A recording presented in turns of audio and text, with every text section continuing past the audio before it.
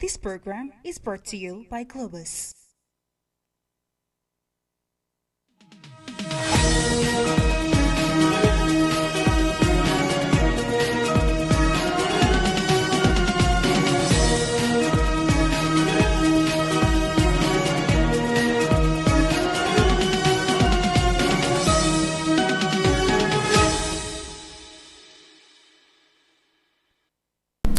Hello, amazing people of Africa and the world at large. Welcome again as we take another rendezvous to talk what is important.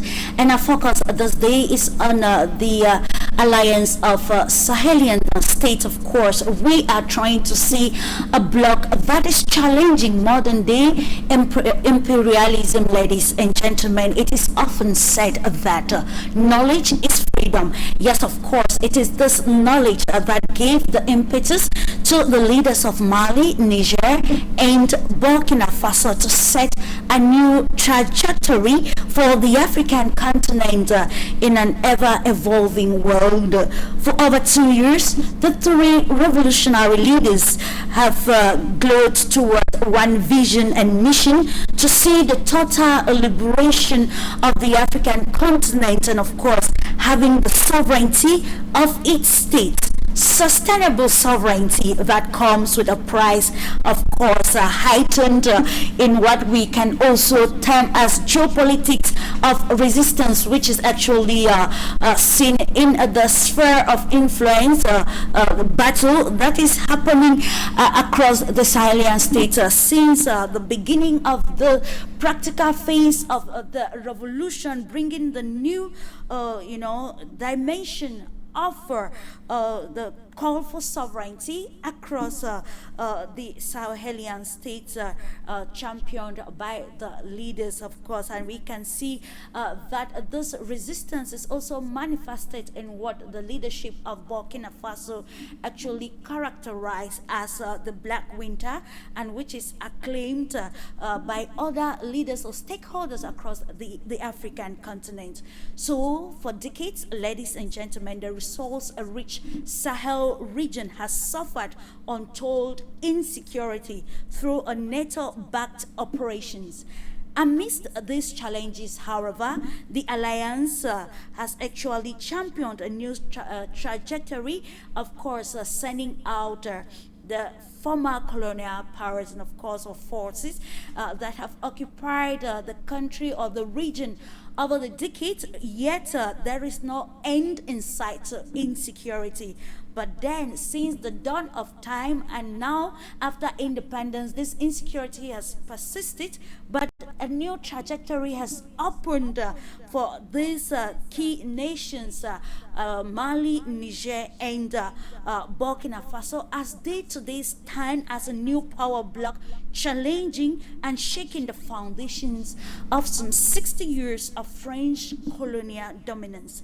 It should be noted, ladies and gentlemen, that the revolution has been hailed not just across the African continent, but beyond, with, of course, the Center for Political Innovation, a US-based group calling for the total liberation of the African continent from globalist gimmicks and imperialism, and, of course, with the slogan, Hands of Africa. So, ladies and gentlemen, together with a panel of experts, we are going to get into the insights of the revolution happening in the Sahel region, how this can transcend to changing the geopolitical setting of the West African sub-region, and why not the African continent as a whole at the time of major global transformations.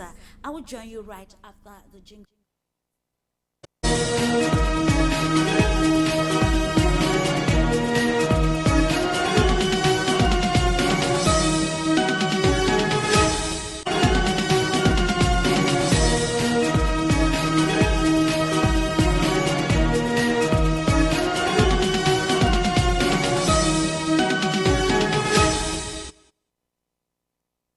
Just tuning in, this is Global Insight brought to you by Globers. So without much ado, let's take straight we are to welcome Dr. Nkweni Andy, a geopolitics and strategic studies expert joining us from the United Kingdom to, of course, give meaningful insights to our topic of today, seeing the Sahelian states as a that giant bloc standing to challenge imperialism in modern day or contemporary Africa. It's a pleasure having you, Dr. Andy. Thank you, Clarice. We look forward to a really interesting conversation today. Of course, thank you for making it count this moment. And to the United States of America, let's welcome Caleb Movin, author, journalist, and of course, political analyst. It's a pleasure having you again on this edition of Global Insight, noting that you actually represent the Center for Political Innovation, and we are looking at how important the African cause is to your organization and elsewhere across the globe. Sure. Pleasure to be here as always. Looking forward to having constructive discussions as always. And for the first time on this platform, let's welcome Penny Arkers, who is actually author and, of course, Minnesota team captain of the Center for Political Innovation. Great to have you this day, Penny. There we go. Thank you. It's great to be here. I appreciate the welcome. Thank you so much. Of course, you've written lots of books there, and of course, one focuses on Africa, Africa's flame, the rise of Ibrahim Traore, and it is good to know that the African Revolution is not only localized within the continent; it is gaining momentum, and of course, having voices from the global sphere. It is indeed time for the continent. We stay in the US with Noah Shank, activist, journalist, and political commentator. Happy to have you on this edition of Global Insights. Absolutely. Thank you for having me on. I greatly appreciate it. Looking forward to having an insightful conversation. Alton Mobley, who is also a journalist, historian, is joining us still from the United States of America. And it is, of course, I know, a timely topic for you, Mr. Author, as we continue to look at the strength of the Sahelian states in actually, bringing a new face of the African continent that talks of a sustainable sovereignty. You're welcome. Absolutely. Thank you so much, Clarice, and looking forward to a great discussion today as well. Thank you so much, ladies and gentlemen. Just to let you know that subsequently we'll be joined by Professor Gabila Nubong, researcher, political economist, and also an expert in international relations.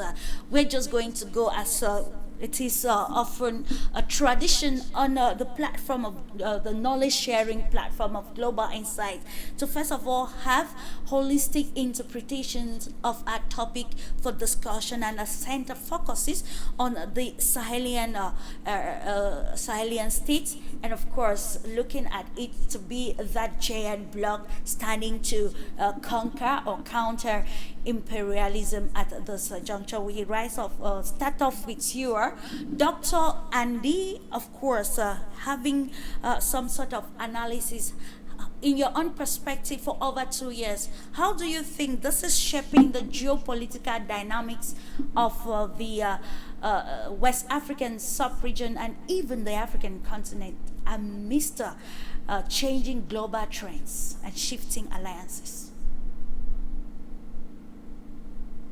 Okay, thank you very much, Clarice. We see a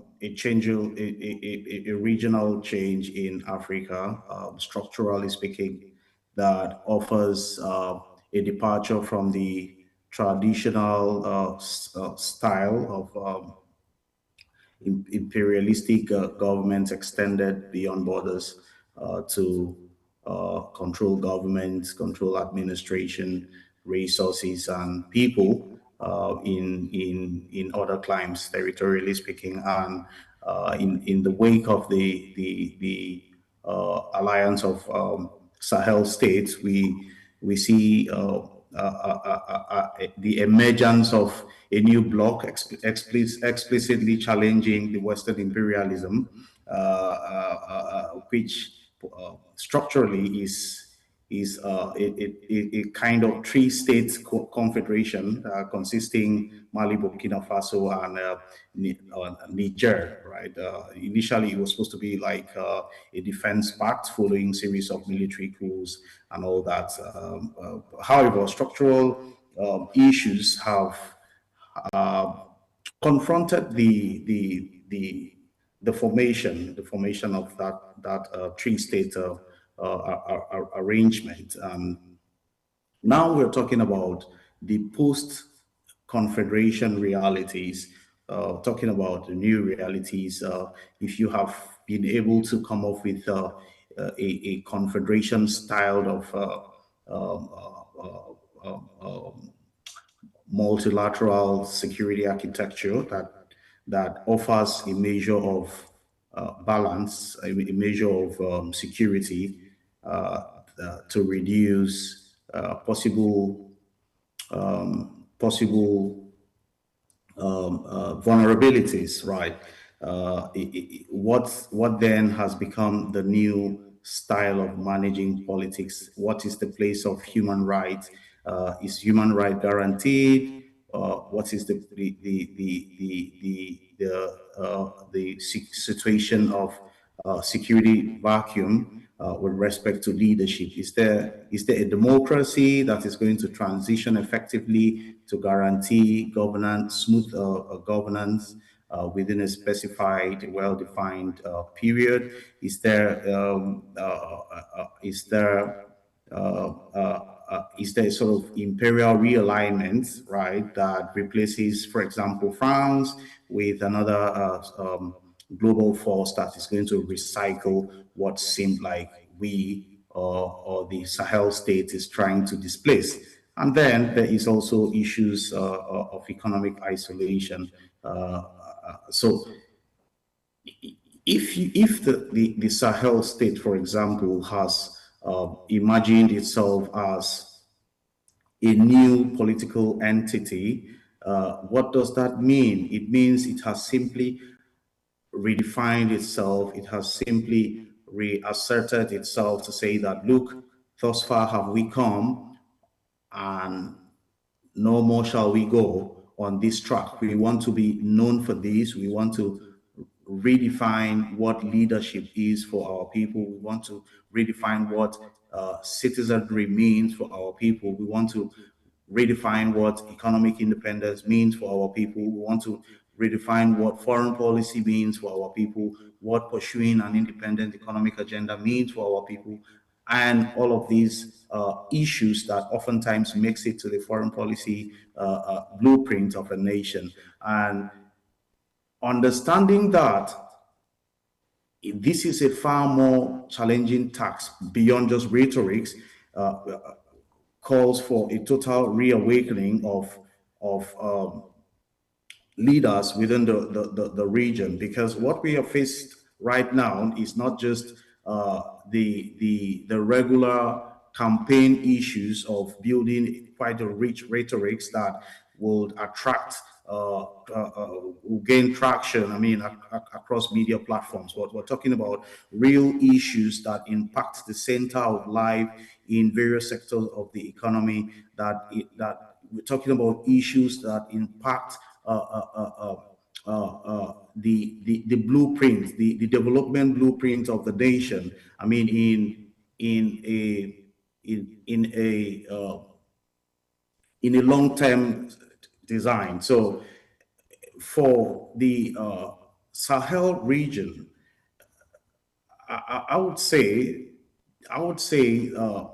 it is a good start, but so much depends on merely dancing too early during the day, because I mean there are real issues to talk about. In the course of the conversation, we're going to open up such issues as human rights issues. So I'll leave it for that. Thank you. Okay, thank you for that, Dr. Queenie. And we continue with you, Caleb Muffin, of course, having your holistic analysis of the revolution across the Sahelian states, and of course, to take some interest in what your organization, the Center for Political Innovation, has actually the agenda that you've actually crafted for the African continent, and showing support to the revolutionary movement that is propelling Africa to its real sovereign entity position that it deserves, especially in line with international connections and interactions. Sure. Well, it's an honor to be joining this program today with two of my colleagues from the Center for Political Innovation, as well as other important voices. And when we talk about imperialism, we're talking about an economic system where Wall Street and London dominate the world and keep the world poor in order to keep themselves rich, and are grinding nations across the world into poverty in order to enrich themselves. And you can look at the great work of Kwame Nkrumah and his book Neo-Colonialism, The Last Stage of Imperialism, describing this. You can look at the work of various anti-colonial fighters in the history of Africa and see their understanding of an economic system where big banks and monopolies prevent development and keep nations as impoverished captive markets and client states. And that's the reality that the Sahel states faced. France was their former colonizer, and while they may have nominally gained independence, they were kept under the domination of French monopolies and French corporations, and they also faced the scourge of extremist terrorist organizations that were engaged in all kinds of violence against the population. And Mali, Niger, Burkina Faso were all suffering at the hands of these terrorists. They were kept in chronic underdevelopment with their economy under the domination of French colonialism. And it was the revolution that brought an end to that brought a change. And a new government emerged, and Mali, Niger, Burkina Faso now have a pro-growth government, a government focused on raising the people out of poverty. And we've seen really dramatic achievements in terms of what has been done in terms of education.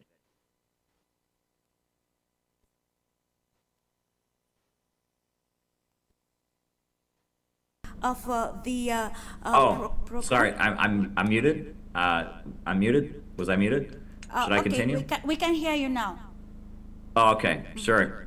I just wanted to say that we respect the sovereignty of the African people. And obviously, we have no desire to tell the African people how they should run their country. But we understand that this economic system of imperialism, the rule of the world by these big monopolies that are impoverishing the world, this is not only something that the people on the African continent are heroically fighting against, it's something that Americans must learn to oppose as well. Because at one point you could say that perhaps our living standard was rising at the expense of the people of the world, but that's the past. Right now, America is economically falling apart. Our roads and bridges are crumbling, living standards are going down, our life expectancy is dropping, because our leaders are committed to maintaining this international system. The only real future for America is to join with the rising new economy, with Russia, with China, with the Union of Sahel States, and to trade with countries on the basis of win-win cooperation.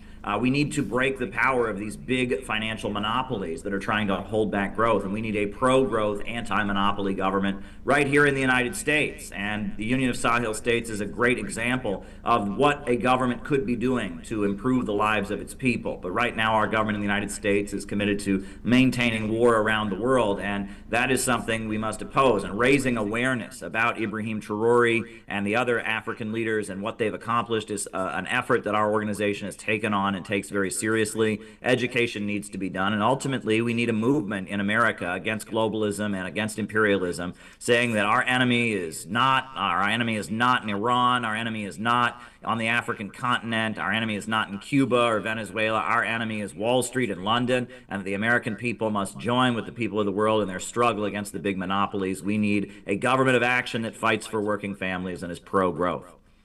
Indeed, protecting the interests of the working families. And I think during an interview, the president of Burkina Faso, Captain Ibrahim Traore, reiterated the need to see that there is practical development on the ground to ensure that citizens do not actually suffer, because vulnerability leads to radicalism, which of course will lead to sustained insecurity due to manipulation of the vulnerable society or people. In the same perspective with you, Penny, we are looking at imperialism, and then we are looking at globalism, which has been highlighted in the preamble of our program this day. I would love to have your own interpretation of how, the new wind of change across the Sahelian states is actually challenging globalism, and how this is actually presenting the Bloc as a giant power towards, ending many decades of colonial dominance, mainly by France and some Western nations. Yeah, thank you for the question.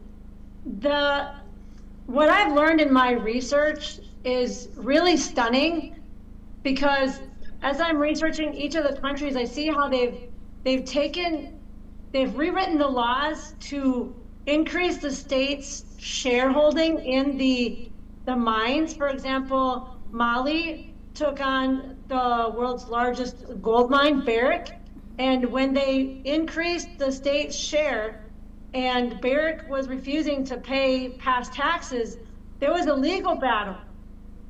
And in Western countries where the corporations run the government, well, the corporation would not be forced to pay consequences. But Mali seized 3 metric tons of gold from a mine and immobilized it until the legal dispute was completed. And in that time, they put the mine under state control, and a helicopter came and seized another 1 ton of metric gold to pay for the management of the mine that was under state control. And ultimately, Barrick Gold was forced to comply and pay $835 million to settle the lawsuit. And that money goes for roads and bridges and schools and electricity and hospitals. So I'm seeing that pattern across the 3 states. They're not allowing multinational corporations to come and exploit them and leave behind pollution and cancer, but that money has to be reinvested into the country, because the people own the resources. It's their country. They should be allowed to develop and not be kept poor because a CEO from another country wants to hold on to all the wealth. So I see also that they are having an influence on other countries, because ambassadors from other countries, even Somalia, are coming to Burkina Faso and presenting their credentials and seeing how they can work together. Togo opened their ports to them, even when ECOWAS had closed relations with them. And Benin is an ally, Ghana is an ally. Ghana is learning from Burkina Faso that they need to produce their own tomatoes, because Burkina Faso banned the export of tomatoes because they have their own tomato factories now that are producing hundreds of thousands of tons a month of tomatoes for their own brand, the Dadia brand. So they are showing other African countries what a leader looks like, what development looks like, that it's resource sovereignty. Under Thomas Sankara, Burkina Faso, the UN had declared, had complete food sovereignty, and that is the goal. He who feeds you controls you. So they're feeding their people, and they're raising them out of poverty, and they're investing in entrepreneurship as well. So it's freedom is about economic development, not just whatever you feel like in the moment. Freedom, it's Thank you. about economic development, and it is often said that the economic prowess of a nation will always determine how strong its voice can resonate, especially on very strategic issues. And now I will come to you, Otto Mobley, to have your own interpretation of, do you really think the Alliance of Silent States do have that capacity to defeat modern day imperialism, given the geopolitics of resistance that is happening in the region? We saw the attack on Mali, and of course, the challenges that are still looming at this juncture. Your mic is muted, please. There we go. Does that Okay, all good fix now. it? Okay.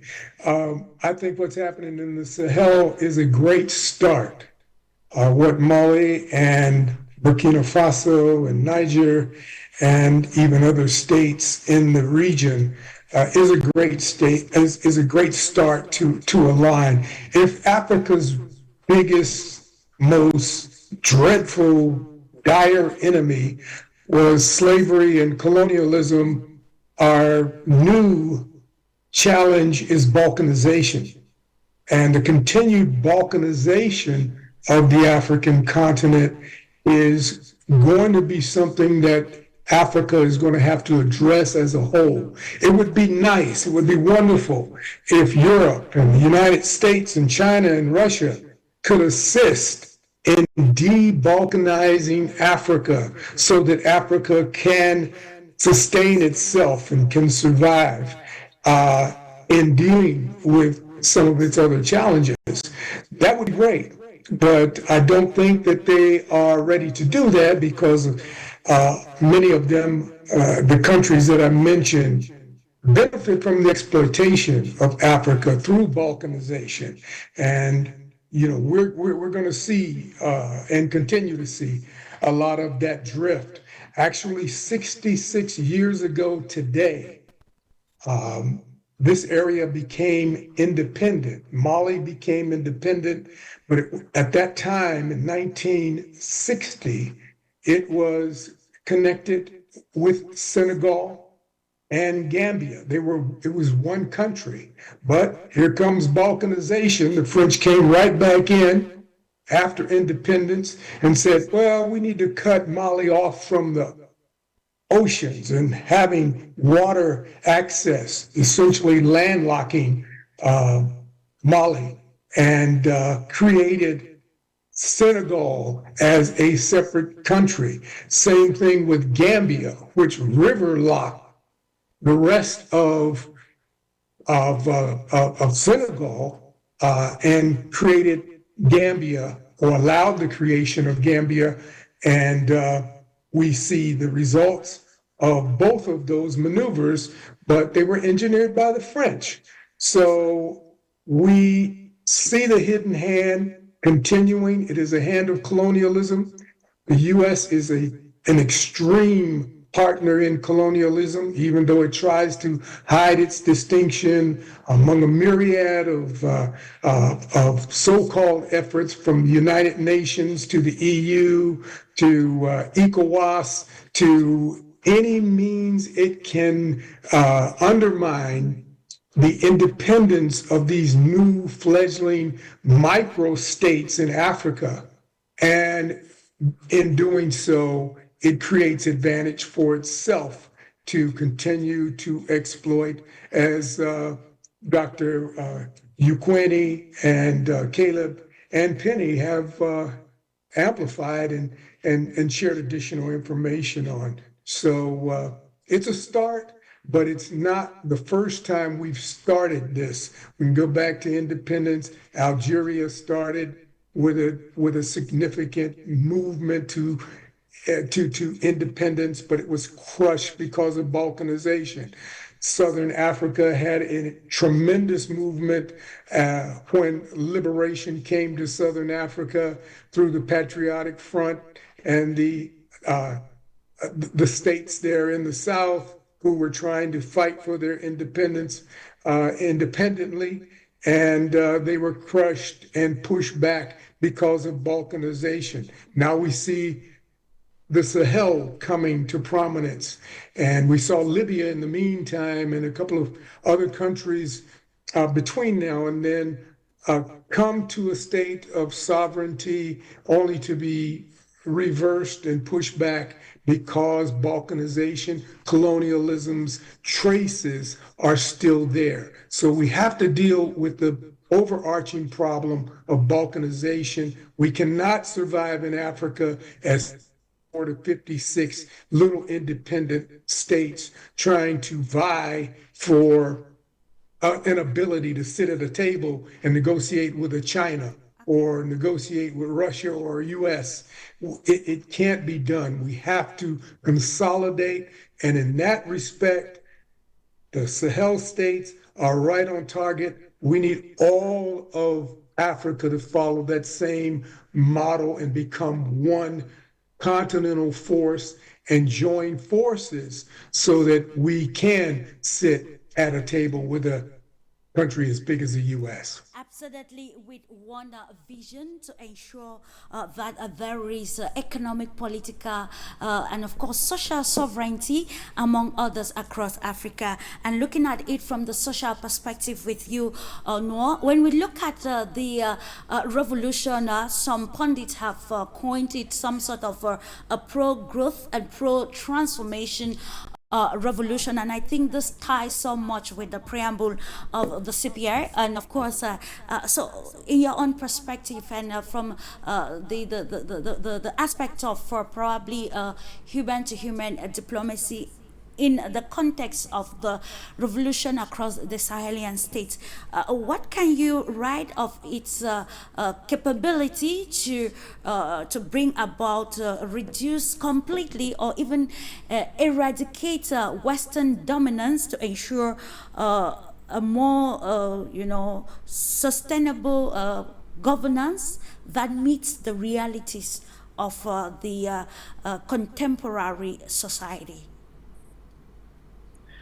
Well, what Burkina Faso and the Alliance of Sahel States are really doing is they're carrying on the legacy of folks like Robert Mugabe in Zimbabwe, the legacy of people like Isabel dos Santos in Angola, of Muammar Gaddafi, and of course in Libya, and of course the legacy of Thomas Sankara and Burkina Faso, which of course means the land of upright men. And what the Alliance of Sahel States have really done is they've stood upright, and they've kicked out the French colonialists, they've kicked out AFRICOM and the military contractors that were spreading terrorism in their country. I remember when I was in college, we took a class on international relations, and they told us about how important it was for the United States to set up shop in Africa because we were allegedly fighting terrorism. And when you pointed out to them how al-Shabaab's membership had tripled since United States involvement in the region, they would look at you like confused, like those were completely unrelated statements.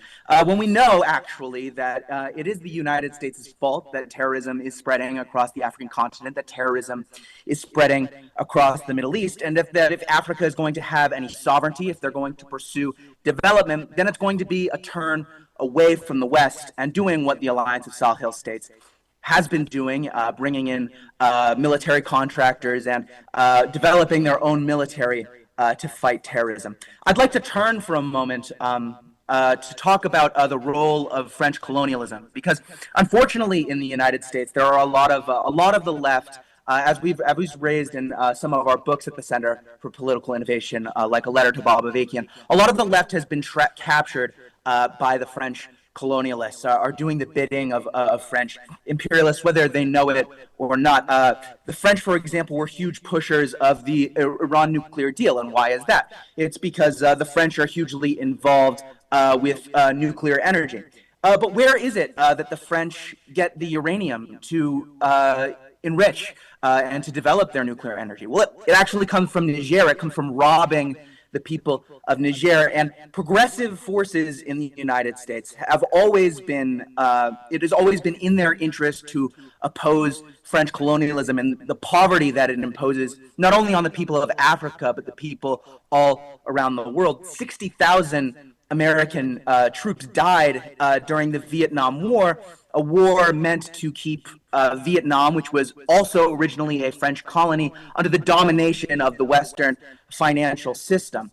I would highly recommend by C.L.R. James a book, Black Jacobins, which talks about the revolution in Haiti against French colonialism, and that the forces in the United States that were trying to pull America away from the Western financial system, away from the British financial system, folks like Alexander Hamilton, who was a phenomenal economist who opposed imperialism.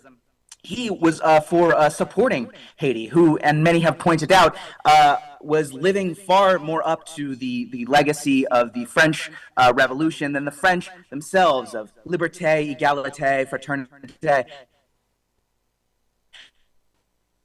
And that is really values that humanity should really seek after, values like development, like freedom, like human rights, these things that we're often told these interventions in the West are supposedly to accomplish.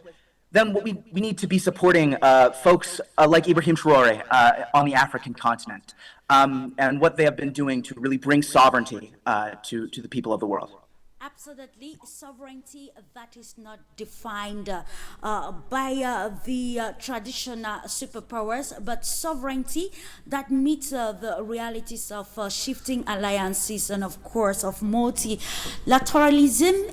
In, of course, that will propel the country towards becoming more independent. But then, how can the Sahelian state attend this with the existing challenges?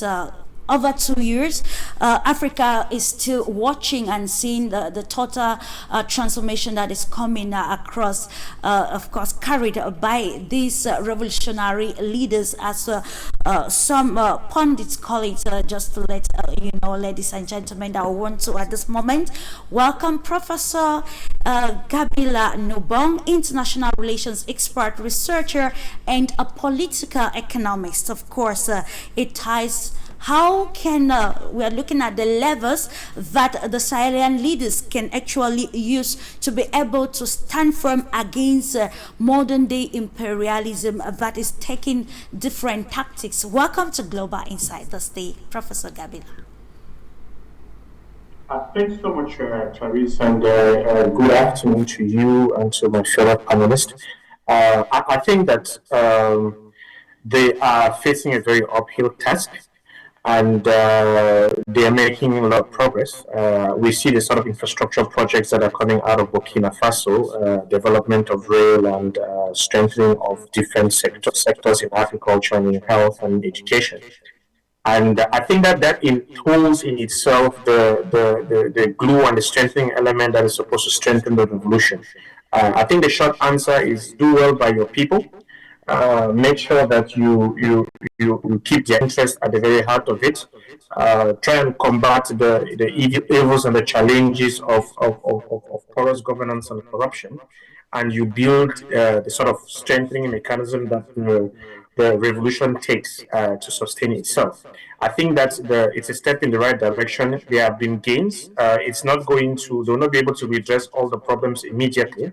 The results are not going to be immediately visible, but I think that investing in the people, empowering them, strengthening them, developing their knowledge base, intensity of technology within those countries, and basically strengthening and empowering the people to sustain the growth and expansion of those economies is the long-term solutions to a sustainable revolution. Because at the end of the day, the greatest wealth of every people, of every country, is its people. So, to the extent to which this current revolution is addressing the challenges of the past and dealing with the challenges of resource access and utilization, and channeling and redirecting those resources to empower the people, then they are building the solid base for a people that would own the vision and run with it. So, I think that would be a people first, take care of the people, treat the people, prepare the people to run with the revolution. I think that is the solution to the sustainability of the current revolution.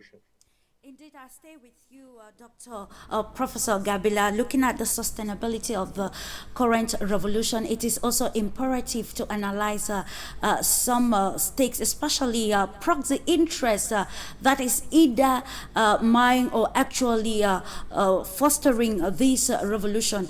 In your own perspective as an international relations expert, and strategies. How do you think the leaders in probably their roadmap can tackle this proxy interest, which we have seen in recent times, which have attacked this, the agenda of the Sahelian states? We're talking about attacks in Mali and other countries, even recently in Niger, though they are being actually contained, but then it still shows the resistance that is coming from proxy elements present across the Africa. And how can the Sahelian states actually tackle this to ensure that the road is smooth for the next 5 years to ensure balance in the agenda?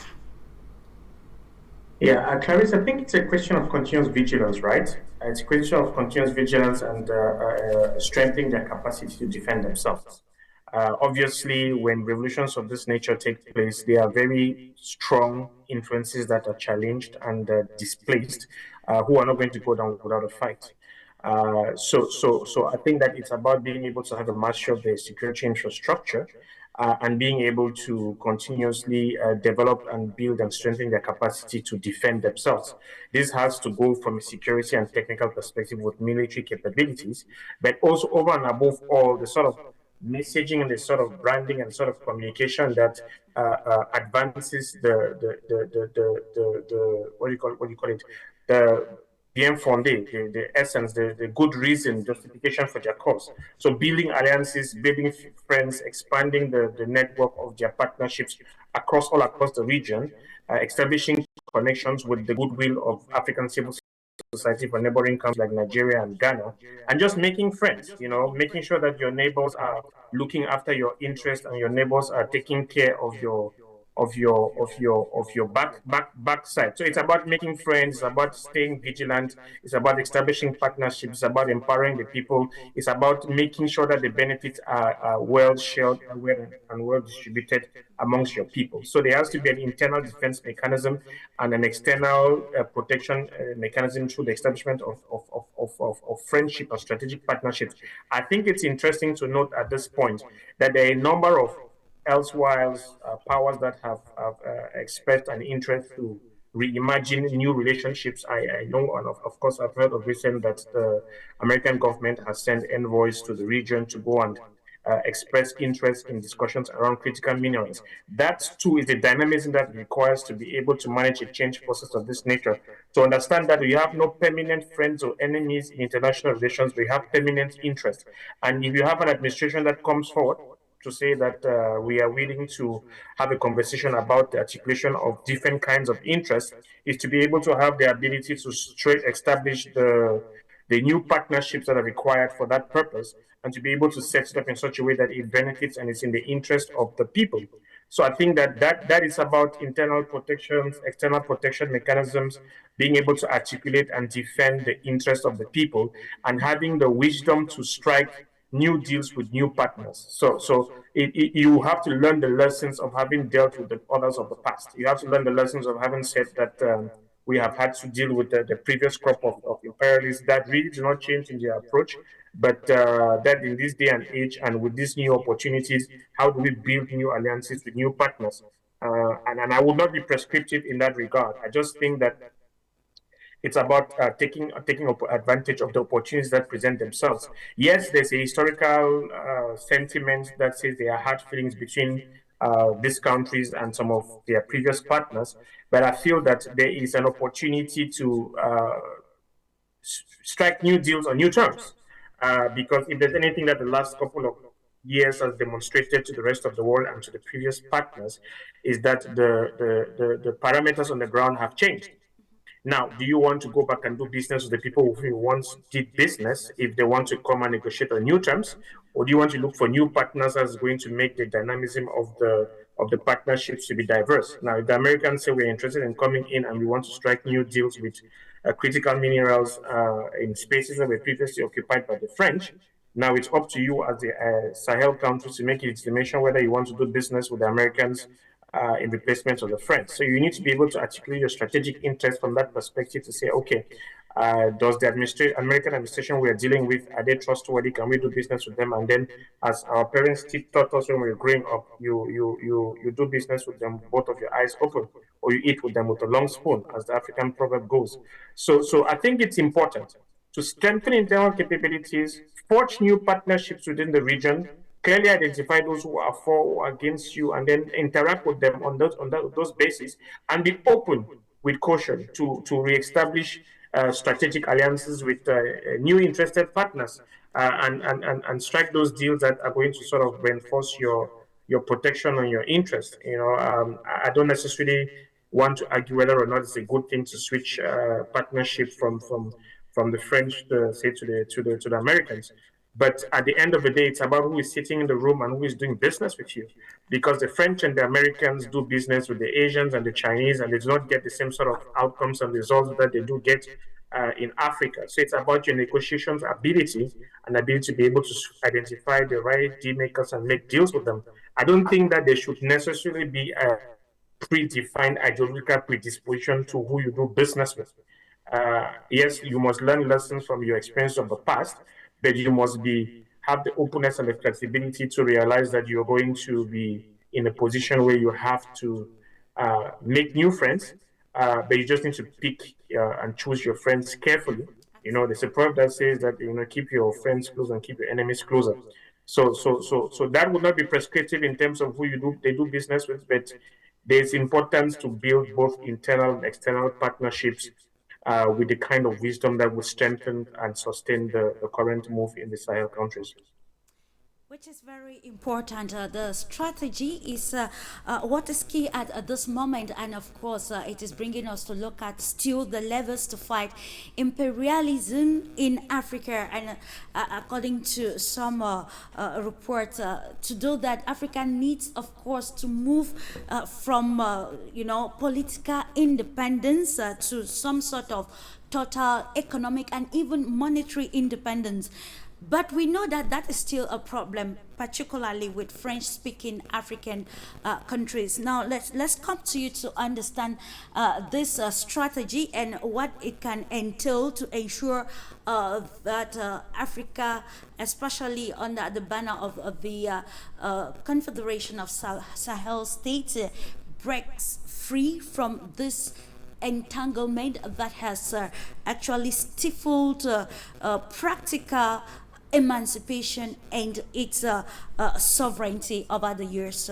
Dr. Mba Kweni.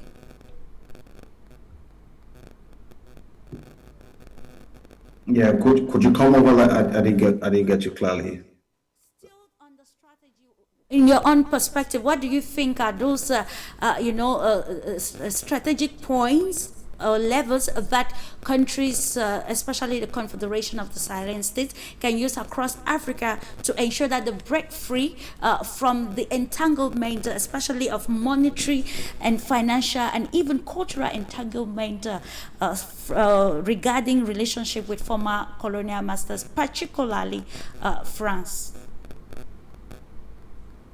Oh, okay. So first of all, it is important to know that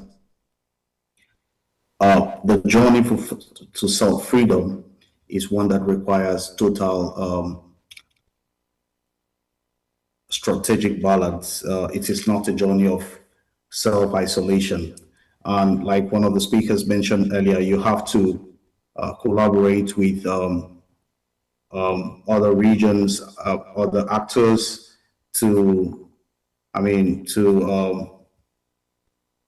get yourself out there and see what you can offer. And then so far, I like what the Sahel states are doing currently, because they've been able to solidify strategic military and technical alliances with Russia and of course China and Turkey and Iran. And apart from that, it has also gone into some levels of collaborations in terms of a sort of a unified force that has been able to pull together 5,000 joint military battalion. And of course, the purpose is to conduct to boost internal security to combat terrorism, that is spreading across the region. And then there are other levels of collaboration in terms of monetary reforms, where there is an ongoing effort to replace the CFA franc.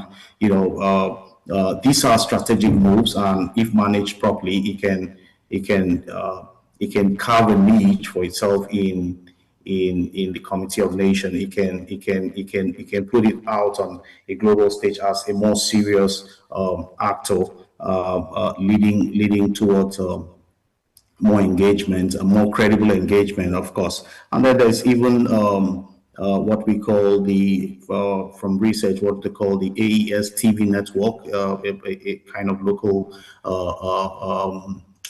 TV network that seems to tell the story. I mean, based on what the realities are on ground, tell the story as it affects the people better than having a story that is superimposed from actors, foreign actors. And of course, it is so important for the angle to democratic institutional development to be solidified.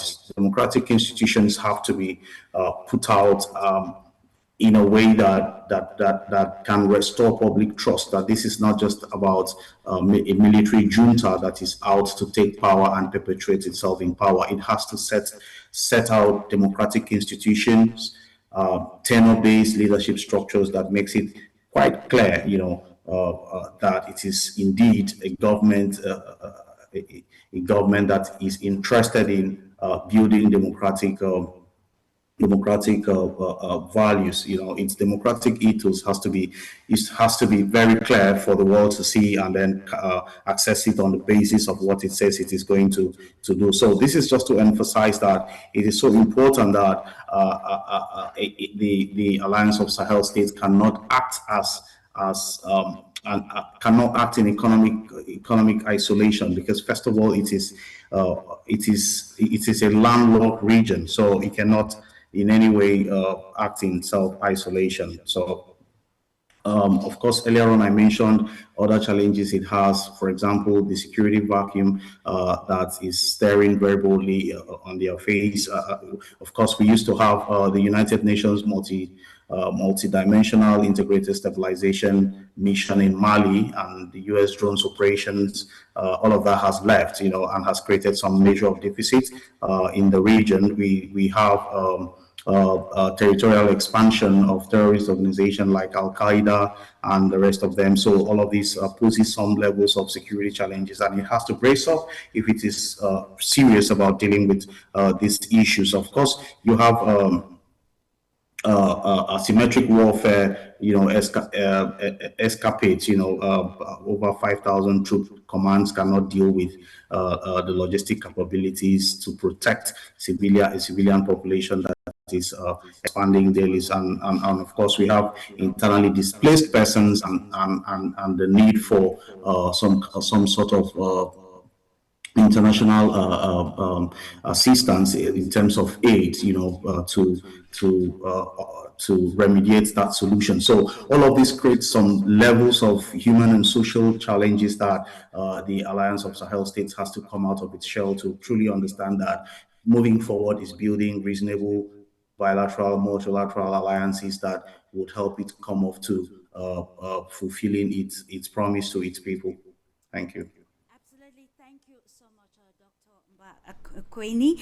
And talking about multilateral alliances, we come back to you, Caleb Muffin. Here, while talking earlier, you made mention of the fact that the African continent, particularly the revolutionary Sahelian region, have actually engaged with other strategic partners to ensure its full emancipation and control of sovereignty. Let's try to analyze this great power competition and how it has actually been, to an extent, a challenge towards this revolutionary agenda of the Sahelian states. We're talking about a series of coup attempts, especially on Ibrahim Traore. The latest was seen in Mali that led even to the demise of the defense minister, and it brings us to the understanding of the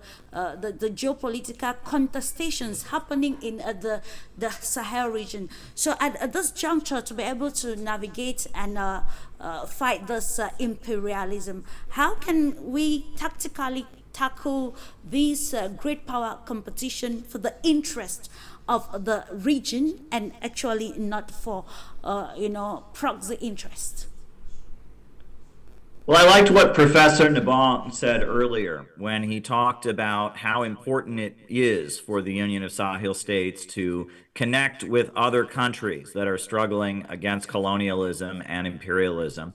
And he emphasized that point, and I thought that was a very well-made point, because really, when the revolution was carried out against the French colonizers, it was a revolution against the entire Western system, against the old colonial powers that have dominated so much of the world for so long, and have dominated it on the basis of an economic order that is about impoverishment and the extraction of super profits and the impoverishing and the destruction of economies on the African continent. You can think about the great book written by Walter Rodney, How Europe Underdeveloped Africa, and the way we're taught to think of these things is that some countries are just naturally poor and some countries are just naturally rich, and that's just the way the world is. The reality is that the African continent is very wealthy in terms of minerals, in terms of oil, in terms of human labor power, which is the source of all wealth in this world, human creativity and labor power. The African continent is very wealthy, but the control of its wealth has been in the hands of Western multinational corporations, big international bankers and monopolies that have kept these countries impoverished. And that's what we need to understand, and that there is a rising new economy that's centered around Russia and China. You've got the axis of resistance in the Middle East. You've got the Bolivarian movement in Latin America, and the Union of Sahel States is part of that. When Professor Nabong was talking about international relations, I had to think of, we at the Center for Political Innovation, we've been distributing this booklet, and in the booklet we have an image of this beautiful, beautiful monument, the Monument of African Renaissance that was constructed in Senegal. And this is a beautiful, beautiful monument celebrating the future of the African people. It's got, an African father and mother holding their child pointing toward the future, really pointing forward. And it's just a beautiful, beautiful monument. And who constructed this in Senegal? It was constructed by engineers, architects, and workers from the Democratic People's Republic of Korea, North Korea, because the North Korean government, the Democratic People's Republic of Korea, sees itself as a government that is a continuation and is aligned with anti-colonial struggles around the world. And this pamphlet that we've distributed thousands of across America is called "Why Can't You Get This Flower in America?" And it is about Kim Il-sungya, the flower named after Kim Il-sung, the leader of the Korean Revolution, and it's a flower from Indonesia that was gifted to Kim Il-sung by Sukarno, the great leader of the Indonesian people, who was brutally murdered. There was a brutal coup backed by the United States in 1965, and that you have to understand what AES is doing in the context of a global struggle against imperialism and colonialism that really began, with the Russian Revolution and the Bolshevik Revolution of 1917 that laid the foundations for it. The Congress of the Peoples of the East that took place, where the Soviet Union said that they would back anyone who struggled against imperialism. They even would support the Emir of Afghanistan, a conservative monarchist, but he was ready to battle the British Empire, and he did in the Third Anglo-Afghan War, and they supported him because colonialism and imperialism, this economic order, was considered to be the main enemy of humanity. And the BRICS economy that is arising now is really the result of what began in the 20th century with so many anti-colonial revolutions and continues right up to today. The essence of it is a struggle for growth, and that the imperialists have really embraced the Malthusian conception. That's what we're always told in America, is the reason Africa is poor is they just have too many children. They have too many people, right? We're told that the economic problems of the world are due to this myth, this lie called overpopulation. Well, there is no such thing as overpopulation. Human beings are creative creatures, and it's human beings that are the source of wealth. But the World Economic Forum, the Council on Foreign Relations, and all the think tanks that represent the ultra monopolies of the West are talking about overpopulation because they believe human beings are the problem, because they know human beings want growth. And that if humanity keeps rising and having economic growth, they won't be at the top any longer. And so their solution is to drive down the population and impoverish people. They want to set up a low-wage police state in America. They've got all kinds of dark, sinister schemes for a high-tech dark ages they've thought of. You'll live in a pod, you'll own nothing, you'll eat bugs, and you'll be happy about it. They want to reduce humanity to a mere biological existence. They view human beings almost like livestock. Whereas the rising economy that we see in the Union of Sahel States is they view human beings as a great resource, human labor power and human creativity as something that should be nurtured and cultivated as the source of all wealth. And that seems to be the real disagreement. The leaders of the Western colonial order view humanity as the problem. They want to contain, restrain, and drive down the population of humanity. They view humans as the problem, whereas in the AES and in China and in Russia and on the Bolivarian countries and in the axis of resistance in the Middle East, they view human beings as the solution and as the answer. And that really is the difference. We need to invest in human labor power. We need to view human beings as a great asset that can produce wealth, that can create new inventions. We need to think of what humanity could do if we got beyond the nightmare of fossil fuels. What China's doing in terms of fusion energy is really, really amazing. There are two systems in the world that are diametrically opposed. It's not simply a matter of great power competition. There is an old colonial order that is rooted in the idea that human beings are the problem and is rooted in an outmoded colonial system. And there is a rising new economy in the world. And what the Center for Political Innovation aims to do is to build a pro-growth, pro-humanity movement in America that positions the United States to join the rising new economy of the world and reject the British Empire ideology that our country has been wedded to for so long, but really goes against what Americans believe down in their bones. Americans want economic growth just like the African people do. The American people, when it gets down to it, they want an economy where human labor power is unleashed and growth and innovation can expand, and they don't support these wars our leaders are waging all over the world. So the Center for Political Innovation aims to give voice to the truly American sentiments of being pro-growth, wanting win-win cooperation with countries around the world, and rejecting the war and empire that our leaders are committed to. Absolutely, yeah. And ending imperialism would mean that the tactics that imperialists do use on the ground are actually curtailed. With you, Penny, we are looking at how insecurity is acting as a major toll in the Sahel region and elsewhere to be able to sustain the activities of large corporations. And of course, how can we use the example of the Sahel region to probably educate the population, not just in Africa and across the world, about the gimmicks, especially in line with large corporations, and how there is need to dissociate from such ideological alignment to be able to break free from the shackle of colonialism, neocolonialism, and tackle modern day imperialism? Thank you for the question. What I see in the Alliance of Sahel States is the unity. They can't do it on their own, and they have aligned with other allies that are supporting them, and we support them.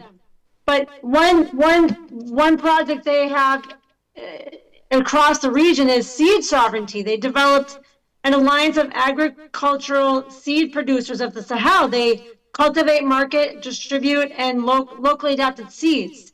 And they also have a joint purchasing agency for cereals. So they're also, obviously, one of our guests said that they have the 5,000 troops across the region, because you have to be able to enforce your laws against these corporations that are sending the terrorists to destabilize the region. We saw in Mali the attacks on the airport because of the dispute with the uranium, because Mali had declared they would sell the uranium to whoever they want, and then the attacks on the airport. So I see that they're able to stand up against the multinational corporations because they have the alliance, the strength of the alliance across the borders. There's a lot of terrorism that happens across the borders, and Ibrahim Troy has said that the terrorism is a result of imperialism. It's meant to keep them destabilized so they don't develop their own resources. So the leaders of the Alliance of Sahel States are educating their people about why they're under attack and how important it is to maintain social cohesion and loyalty to the revolution. We talk about democracy and human rights. The human rights came from Mali, from the ancient charter. And President Ibrahim Traore in 2025, when he publicly announced that they are not a democracy, they are a progressive populist revolution, he says no country's ever developed with democracy. That comes next. So I think that with the AES TV and with putting the people's needs first and establishing alliances with other countries around the world, as well as in Africa, and maintaining a Pan-Africanist vision that the fight is not against each other, the fight is not against one color or one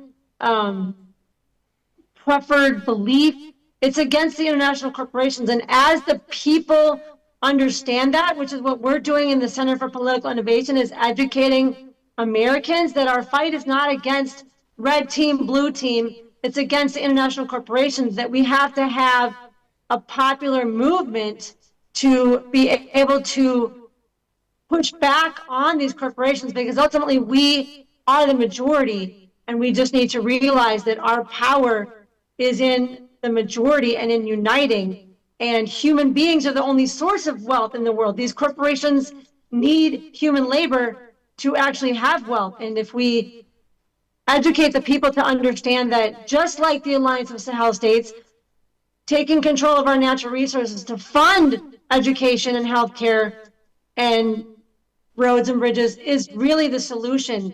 And so I see that the social cohesion across religions and across socioeconomic boundaries and across political boundaries is really the strength of the Sahel states that we can take an example from. Indeed, take an example from the Confederation of Sahelian States.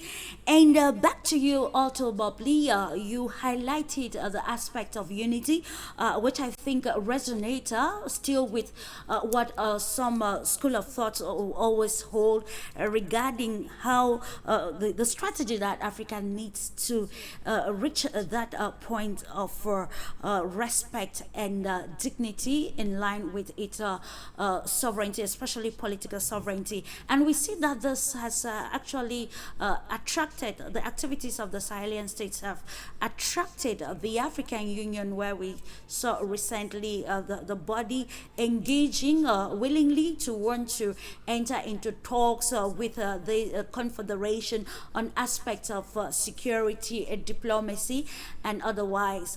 Now, let's try to see how this strategy can work towards, forming a unified foreign policy stance, not just for the Sahelian state, but then for the African continent as a whole, to be able to actually defeat imperialism. It is coming back in different ways. Recently, we saw the president of France, Macron, in Kenya, and of course, him calling himself a Panafricanist, and we understand the tactics and strategies when it comes to geopolitics and diplomacy and sphere of influence. So what do you think can be done to ensure that this the position of the African Union with the Confederation of the Sahelian State will stand to counteract the hybrid tactics that imperialists are actually defining at this juncture of the African Revolution? Well, that's an excellent question, and we need to look at the collective defense of Africa. When the Sahel states are being attacked by forces, and we'll get into that in a second, there should be a rallying around the Sahel states by every corner, every sector of Africa. Africa has tremendous military resources across the continent, and we should not fall back into the trap of depending too heavily on a unilateral basis with China, with Russia, with European Turkey, or any of these other alliances, because those alliances can fall away. Look what happened with Russia back in the early 90s. There were so many countries dependent upon Russia for military support as well as economic and material support. And then when the Soviet Union collapsed, there was nothing. There was nothing to support Cuba. There was nothing to support Venezuela. There was nothing to support many of the states in Africa who had aligned that way. And the West took advantage of it. They came right in and took full advantage of the vacuum that was there. So Africa has to depend on Africans. It has to depend on its sister states right across these flimsy borders that we're talking about that are so permeable. Penny talked about Al-Qaeda and how Shabaab and these organizations who consider themselves creating some super caliphate where Islam is going to be shared and taught. Yet they never have once gotten together to address Zionism. And if they are not addressing Zionism, who are these people? And why are they in Africa attempting to put Africa under some kind of structure, or if that's what they call it?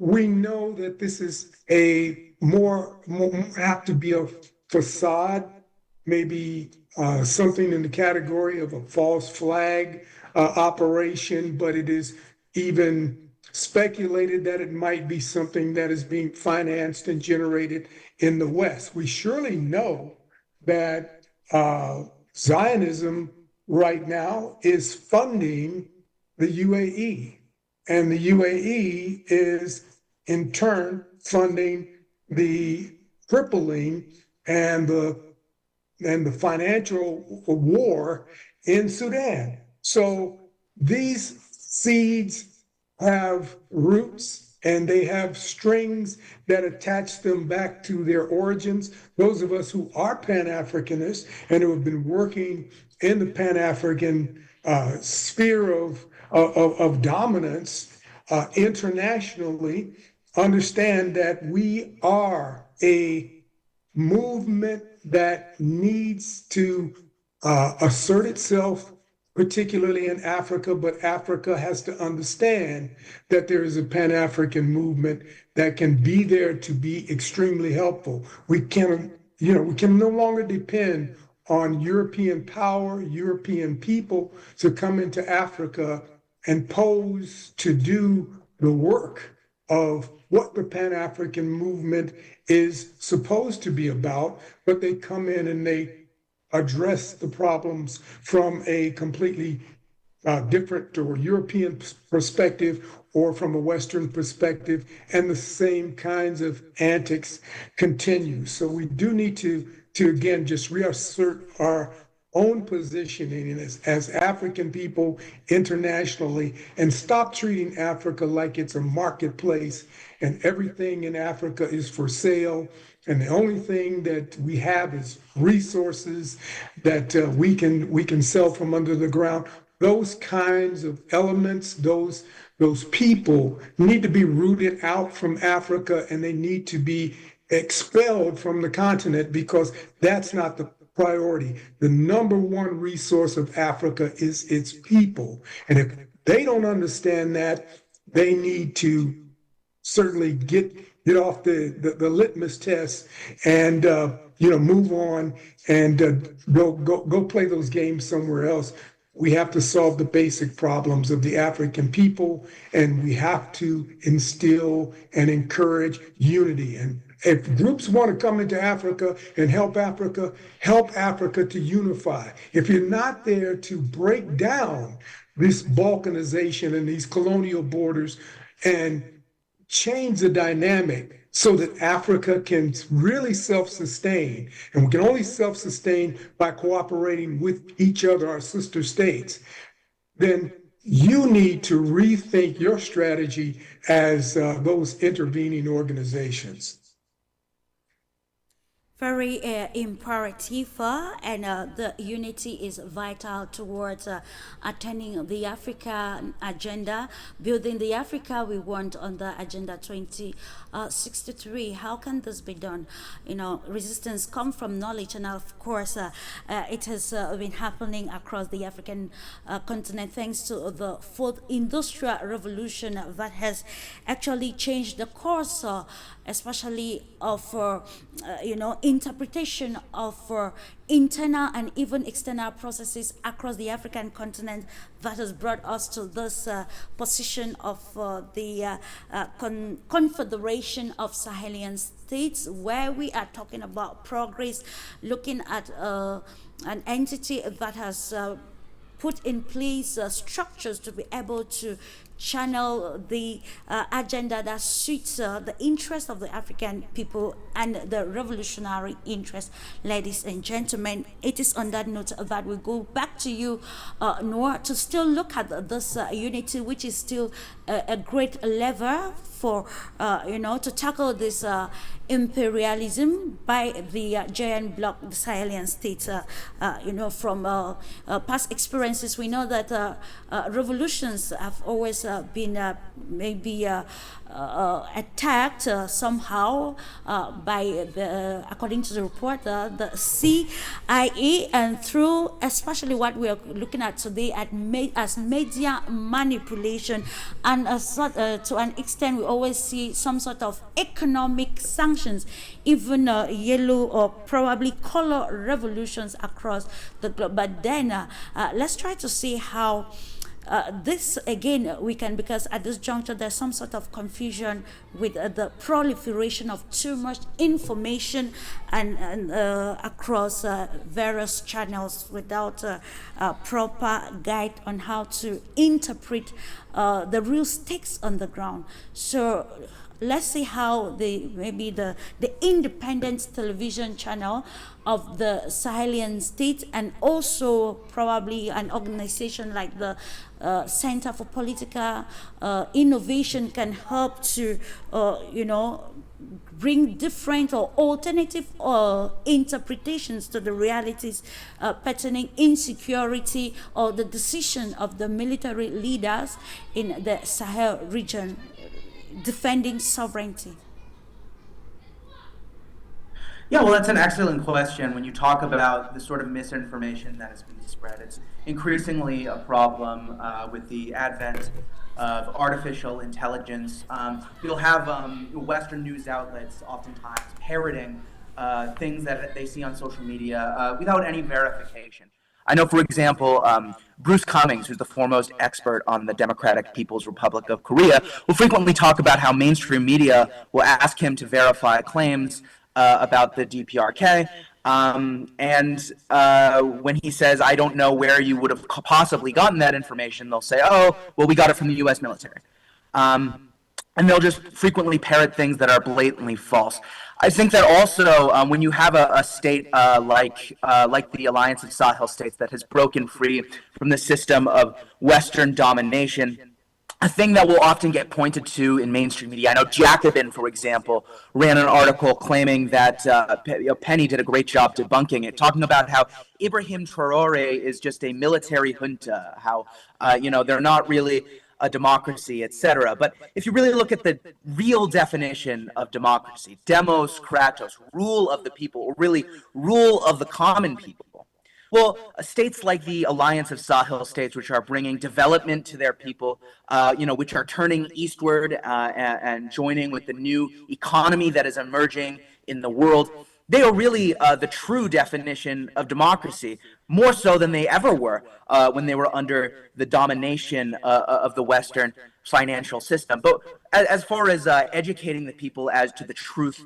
that is happening in the world, I think that alternative media, and I think that organizations like the Center for Political Innovation that are out in the streets distributing literature and talking to people about these things, are really making a difference. I think increasingly people are distrustful of mainstream media institutions in the United States. They see, for example, how they have been repeatedly lied to over and over again around Ukraine conflict, around the conflict between the conflict over Palestine, and of course, as far as the Alliance of Sahel States, I can say whenever we do outreach in the Black community in the United States, in neighborhoods where you have African immigrants, etc., there's an amazing amount of support for people like Ibrahim Traore, in spite of the fact that, if you look at mainstream media, all that you would think about him is that he's just a quote unquote dictator. But of course, we know that, a country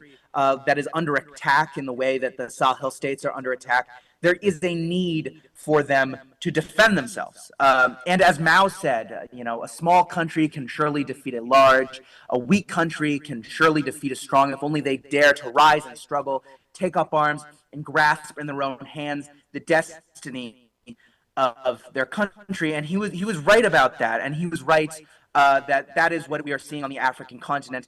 And as the people of the African continent develop themselves, it will be increasingly important that the United States join with them and help assist them rather than trying to keep them in poverty.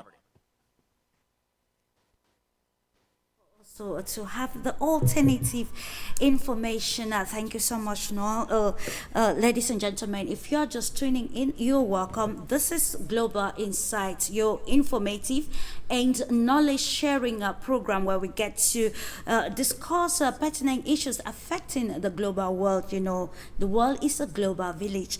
And so we come back to you, Professor Gabila Nobong.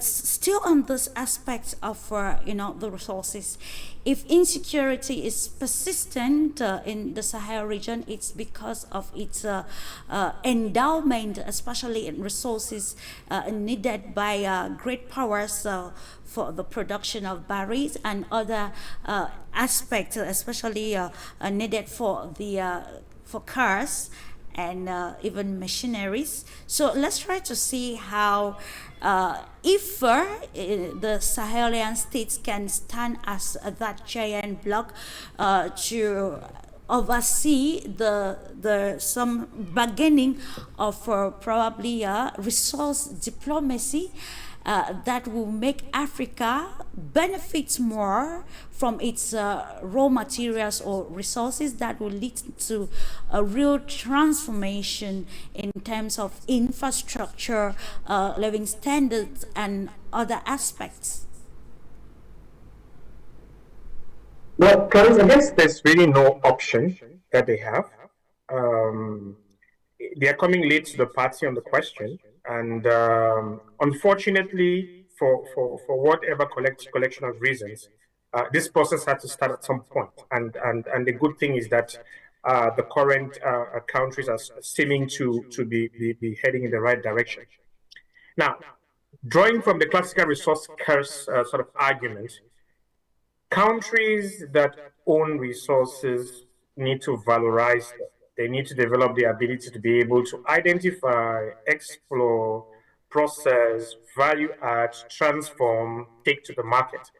All of those steps are knowledge intensive, and for the time being, most African countries have just been able to, including a Sahel country, the only claim that they have had to these resources has been the claim of ownership. Now, the fact that you own something, if you cannot valorize it, it almost becomes useless to you. Now we're not talking about we're not here. I'm not arguing here about the question of, well, the fact that you cannot exploit it does not mean that somebody is going to abuse it. So there's the justice and equity and fairness, and you cannot mess with me argument that we're still dealing with, which is what the current regime is handling. But there is the whole responsibility to develop the ability to explore and valorize those resources that becomes the top priority of the current entity. As long as you own resources that you cannot identify, you cannot mine, you cannot process, you cannot transform, you cannot valorize, you cannot add value, you cannot take to the global market, those resources mean nothing to you.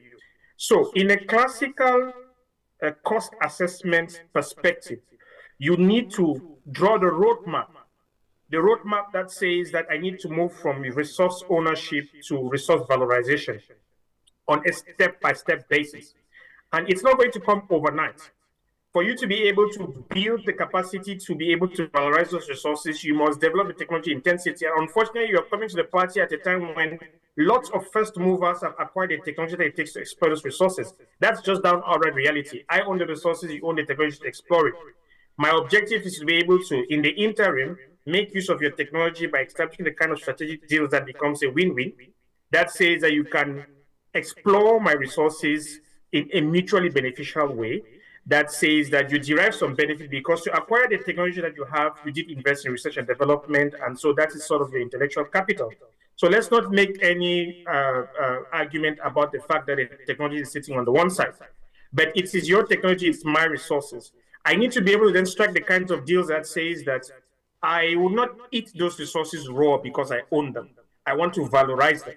So I need to find the kind of partners around the world that are going to participate in the process of valorizing that resource while deriving benefits to me in the interim while I build my own capacity. So the responsibility of the current stock of AS leaders is to be able to pursue this resource valorization strategy in a two-pronged approach. How do we gain value in the existing context of low intense knowledge, low technology, low ability to explore and valorize by building partnerships with friendly nations that have been proven to be fair in business so that they can help us to develop the capacity. But that resource revenue that comes in at this point, those IAS countries need to make sure that they not fall into the trap that countries like Nigeria, excuse me to give the example, are falling into. To make sure that as the resources come in, they have both the discipline and the clarity of vision to channel those resources to empower their people to catch up on the technology gap, to catch up on the intensity of knowledge gap. That is the clear pathway.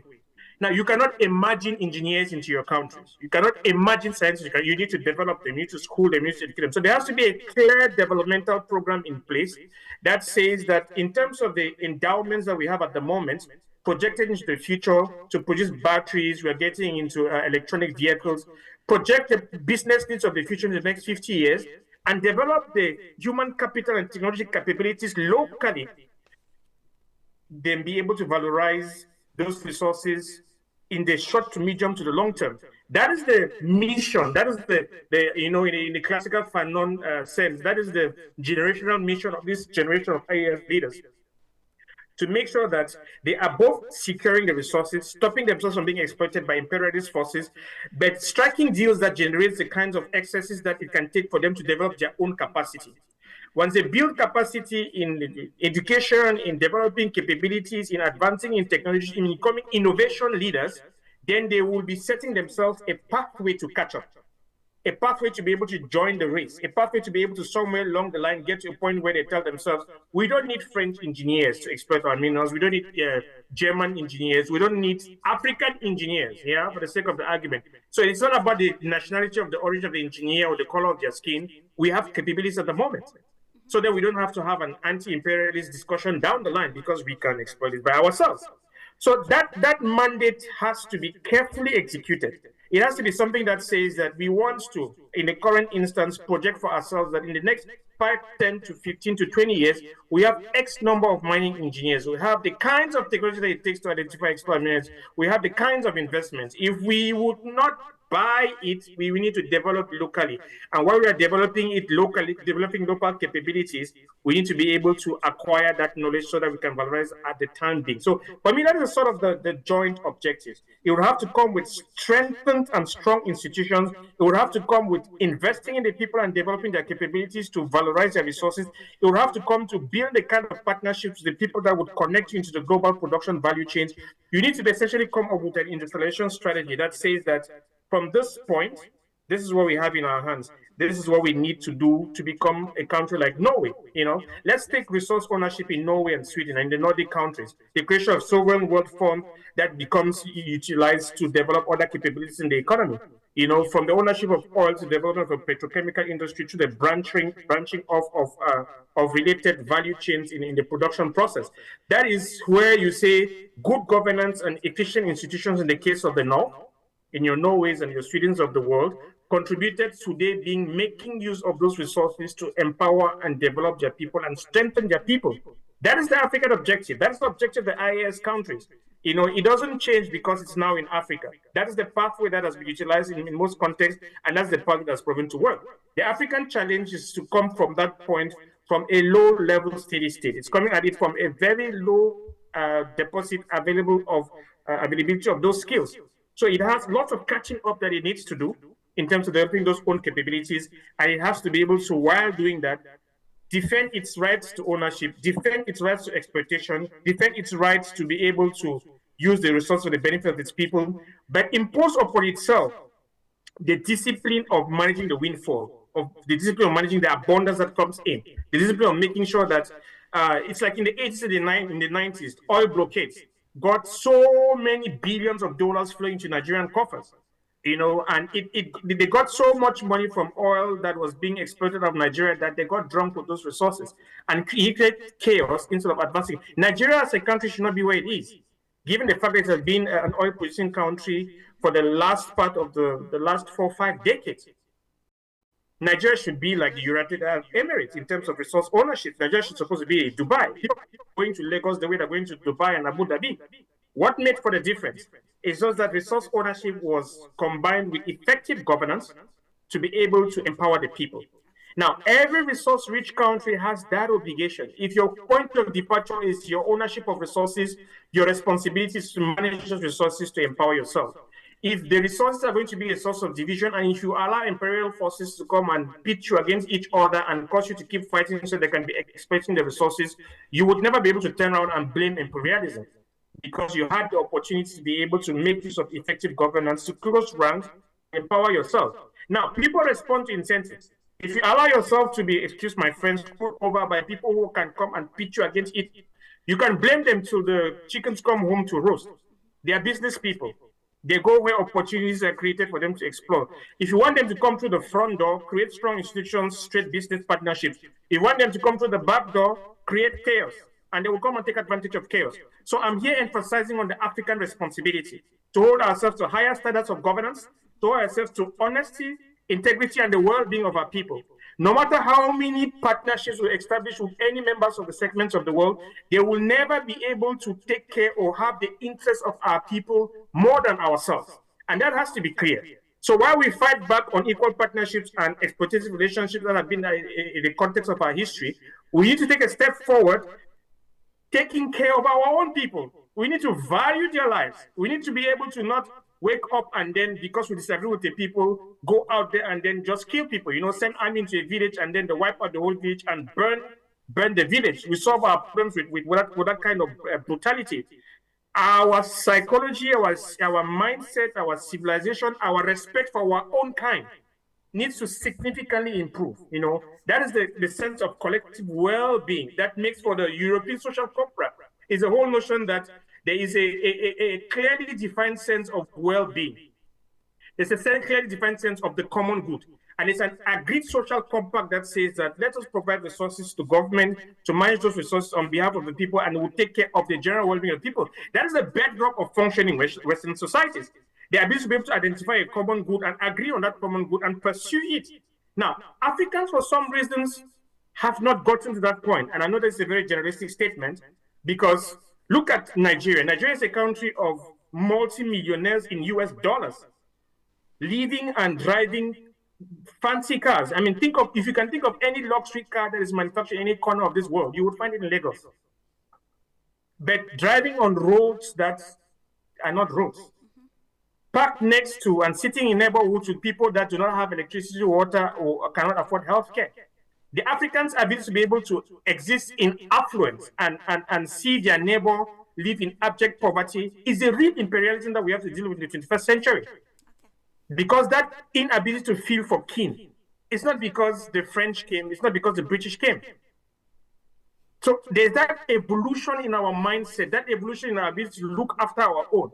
That notion that I cannot be voted a regional governor or made a local government chairman and be given a budget for education, and I just take it and ship it to the UK, and buy a house in London that I visit once in a year, and then come back to my community and give them rice and give them oil, and they call me chairman and give me a title and call me Igwe.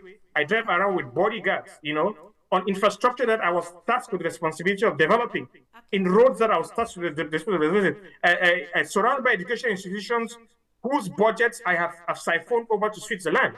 So that African responsibility, I think, is sort of a balancing act that the Sahel countries need to guard against, because it's a huge challenge that for the last 40, 50, 60 odd years, successive African governments after successive African governments have not succeeded to deal with the fact that the public purse is not a private purse, that state resources are not personal resources, that your country receiving a windfall from an oil blockade in the Strait of Hormuz that gives you oil prices that have gone up that you did not budget for in January, says that you should think about how to close that gap and do it. So that is a governance issue that we need to address, as Africans, and that I pray that these Sahel countries have to deal with, providing model leadership that takes care of our own, as we see Captain Traore trying to demonstrate to the rest of Africa. So it's a two-way sort of street that has responsibility. Indeed. In the redefinition of our partnerships, in making sure that they're mutually beneficial in the interest of our people, and in making sure that the resources that we can get from the deals that we can strike with the exploitation that we have at the moment, how well we use those resources to build our own capacity. That, for me, holds the key to the future, Clarice. Absolutely, very imperative, and it boils down to understanding the roles of the gamer. Coming to you, Caleb, from all of that Professor Gabila has highlighted, to understand that it's indeed a challenging moment, and of course, understanding the rules of the game will help propel Africa through the Sahelian state. So let's get from you, Caleb. What do you think the rules of the game can actually highlight to be able to attain that level of seeing some sort of real governance that transforms into practical development, especially infrastructure development, industrialization and otherwise? Well, we have seen with the Union of Sahel States an effort to build up the public sector of the economy, to pave the roads, to build power plants, to provide education, to enable businesses in the entrepreneurial sector to flourish in the oversight of a state that is rooted in an anti-colonial revolution. And yes, this is the model. The Soviet way of doing things is not coming back. There is going to be a market, a vibrant market on the African continent as it asserts its independence, but it won't be a society where fictitious capital and usury and speculation is dominant. It'll be a society where physical economy is dominant. That's what we're seeing in the Union of Sahel States. They are focused on raising the productive forces, whereas our Western economy is more and more focused on speculation. False money, fictitious capital that is made, in a lot of cases through the process of destructive accumulation. American corporations are getting wealthier as Americans are getting poorer. We have prisons for profit. We have a military-industrial complex where corporations get rich off of wars around the world. We also have a prison-industrial complex in America where corporations get rich off of locking people in prison. We have a situation where big drug corporations are enriching themselves as people become addicted to drugs, and that In the West, we have a system where profits are in command and the rule of corporations is not restrained, and they increasingly have found ways to enrich themselves at the expense of society overall. Society gets poorer and the bankers get wealthier, right? And this is the downfall of civilization, and this is why every major religion, Christianity, Judaism, and Islam, says that usury and the lending of money at interest is to be forbidden because it leads to a creditor class that is exponentially wealthier than everybody else. And that's what we have. We have an economy in the West based on usury and speculation. As they enrich themselves, society gets poorer, and we see the societal fallout. Whereas the economy that's rising around the world is based on physical economy. So that's an important point to understand. One thing, when you talk about the rules of the game, one thing that has been important is the fact that we saw the FBI, the U.S. Security Agency, go after the African People's Socialist Party and the Uhuru movement, a group of Pan-Africanists, African internationalists here in the United States, in the state of Missouri, and in the state of Florida, who have done important work in the black community. They've provided classes for pregnant mothers. They've created farmers markets and prison reentry programs. And in 2022, the FBI raided their homes, flew drones into their homes, dragged them out of their homes in handcuffs, and charged them not with any crime, but simply that they alleged they were acting as foreign agents of Russia because of their speech supporting Russia when it came to the special military operation in Ukraine. And we raised solidarity, loud solidarity with the African People's Socialist Party. We organized a United Nations press conference about the case. I spoke directly with Russian President Vladimir Putin as a representative of the American delegation to the World Youth Festival in 2024 about the Uhuru movement and how the FBI was targeting them for their friendship with Russia. And we raised that case from the heavens because we said if they can make it illegal to express sympathy with countries around the world that are struggling against imperialism, and if they can declare that, speaking up and having Zoom calls and publishing articles is somehow acting as an agent of a foreign power, that makes it almost illegal to be an anti-war activist in America. And we loudly spoke up in support of the Uhuru movement. We organized demonstrations near the United Nations. We organized protests around the country. We raised money. We did everything we could to support that case. And they were found not guilty in federal court of being foreign agents, but they were found guilty on a conspiracy charge. So we intend to be with them on July 22nd at their federal court date coming up in Georgia, in Atlanta, Georgia, where they will be hoping to get the conspiracy conviction that they faced completely devoided. But it was a huge case, and there were, some who spoke up in support of the Uhuru movement. We saw various Russian figures speaking up in their support. We saw Jimmy Dore speaking up to support them. But there was a big absence of solidarity with the African People's Socialist Party from the so-called left. So many of these socialists and communists in America, the Democrat Socialists of America, the various Trotskyite organizations did nothing when a group of black anti-colonial activists were facing 15 years in prison for being allegedly agents of Russia simply because of their speech. And that exposed how much French imperialism and French colonialism has infiltrated the so-called communist groups. The FBI has infiltrated these organizations. 20 or 30 years ago, if a black activist was arrested for allegedly being an agent of Russia because of their speech, every leftist, every socialist, every college professor, every young hippie would have been out there standing with them. But that was not the case because leftism has become focused on LGBT activism, the idea that they want to,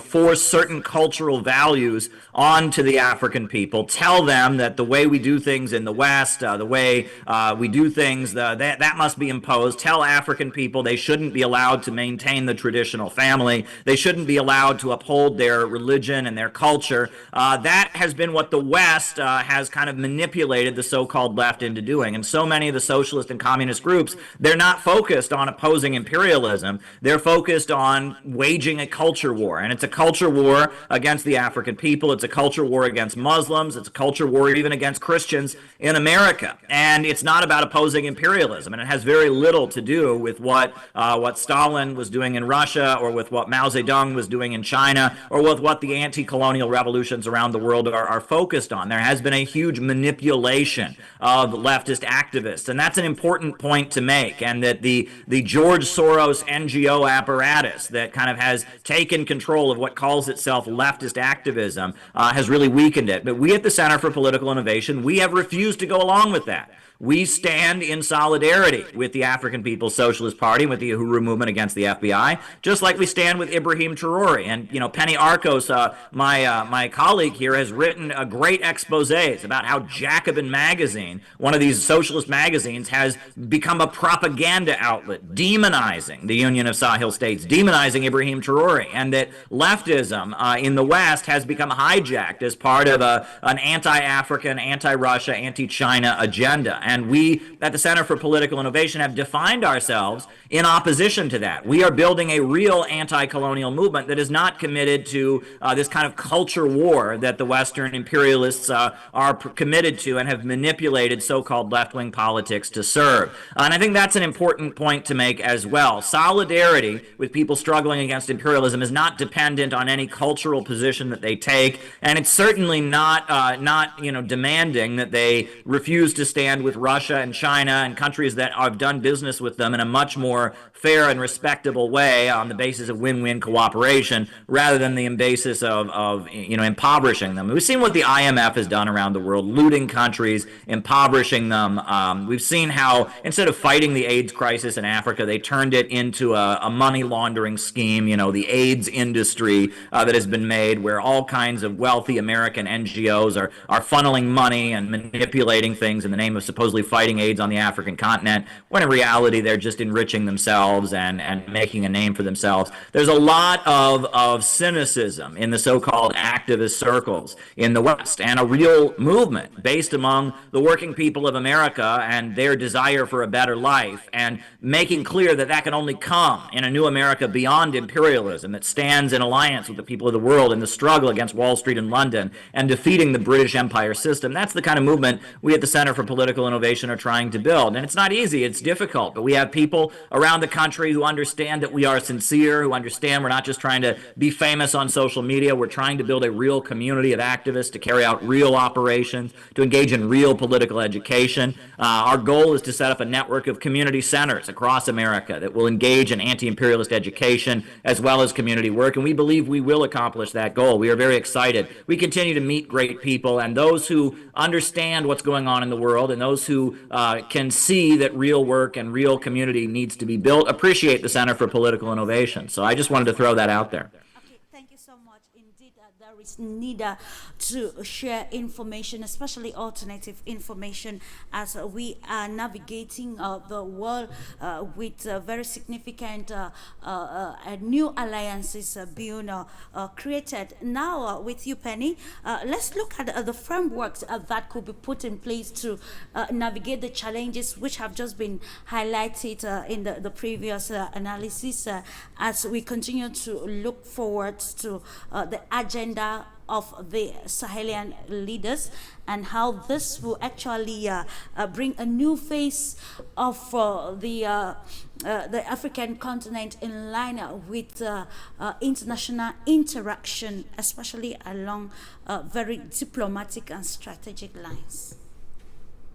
Yes, thank you. I would like to continue what Professor Nubong was saying about the value chain and Africa valuing the resources and investing in their people, because that is what strengthens them as they bring in Russia and China, not as new masters, but as win-win cooperation.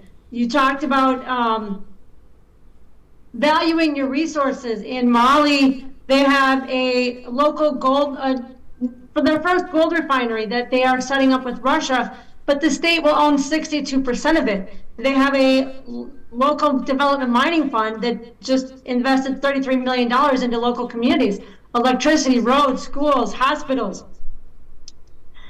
The new mining codes in the 3 countries also include local content laws, so the minerals have to be processed locally, and there also includes tech transfer. So you're seeing that these 3 countries are valuing their resources and they're valuing their people, and they have national institutes that are overseeing the legality of the mining laws. So it's not just one guy comes to power and all the money's for him. It's under a legal framework. I'd also like to reiterate that this imperialist globalist system is based on a scarcity mindset that you have to get yours while you can. But I've learned from Dr. Wallace Wattles, who's the American New Thought writer, that there's enough resources in the world for everyone that God can use us to create more as the creative method. And so I've seen that. One example is Chef Andre Bayala, the first master chocolatier in Burkina Faso. He moved to Cote d'Ivoire to learn chocolatiering. And then he went to Spain during the Ivorian Civil War, which is another imperialist war where you get Christians and Muslims fighting with each other to keep the country unstable. But he was turned away at Spain after crossing the Strait of Gibraltar, where many of his friends unfortunately lost their lives in the Mediterranean Sea. But when he was encouraged to go back to Burkina Faso, he had a vision of making Burkina Faso a chocolate exporter, and he had seen evidence of cacao being grown in the Lipcata region, I think I'm pronouncing it right, during colonial times. So he was empowered with that vision and also earning the title of Africa's best chocolatier at the Africa Cup of Chocolate. He started experimenting with cacao, and he opened a bakery that uses local products, that helps local farmers, despite taboos and insults. And his vision of making chocolate a possibility in Burkina Faso and opening a culinary institute is actually helping Burkina Faso and other nations, because in 2023, President Ibrahim Traoré asked, is cacao farming possible in Burkina Faso? And Chef Andre showed him his field, and they launched a project with 350,000 cacao plants. And then in 2026, with 300,000 hectares of cacao plants intercropped with plantains. So not only are you developing cacao, which takes 5 years, but you're also growing plantains every year, hundreds of thousands of tons of plantains to feed the nation. And now Chef Andre teaches producers of cacao in cacao producing countries to set up factories so that they can process and sell their own cacao instead of being put into slavery. And there was a case even in 2025 where Mali brought a case before a U.S. District Court of children being enslaved by American corporations, and the U.S. dismissed the case because the value chains are invisible. There's no accountability. So you see this military junta that's actually fighting for development in the country is being demonized. But now also with Chef Andre Bayala has ordered a cacao processing plant for Burkina Faso, and Burkina Faso will be a chocolate exporter by 2030. Okay. So as we use the creative method and help other countries and help other people with the idea that we're serving our nation, not just our own individual riches, that alliance between states and between individuals that want to help each other is what strengthens the value chain. And we have accountability in these 3 governments where they have a vision of supporting the country. Mali Kura is the new Mali vision, and it goes out to 2063. Burkina Faso has a 5-year economic plan, and so does Niger. So I agree that with Professor, there has to be institutions in place that will maintain accountability, and I see that that is what they are doing in the Alliance of Sahel States, Okay. and they are inspiring other countries to follow their lead by aligning with them and helping them to break out of the dominance of the economic system that we call globalism, imperialism, where the corporations run the government instead of the people in the country represented by a government that fights for them.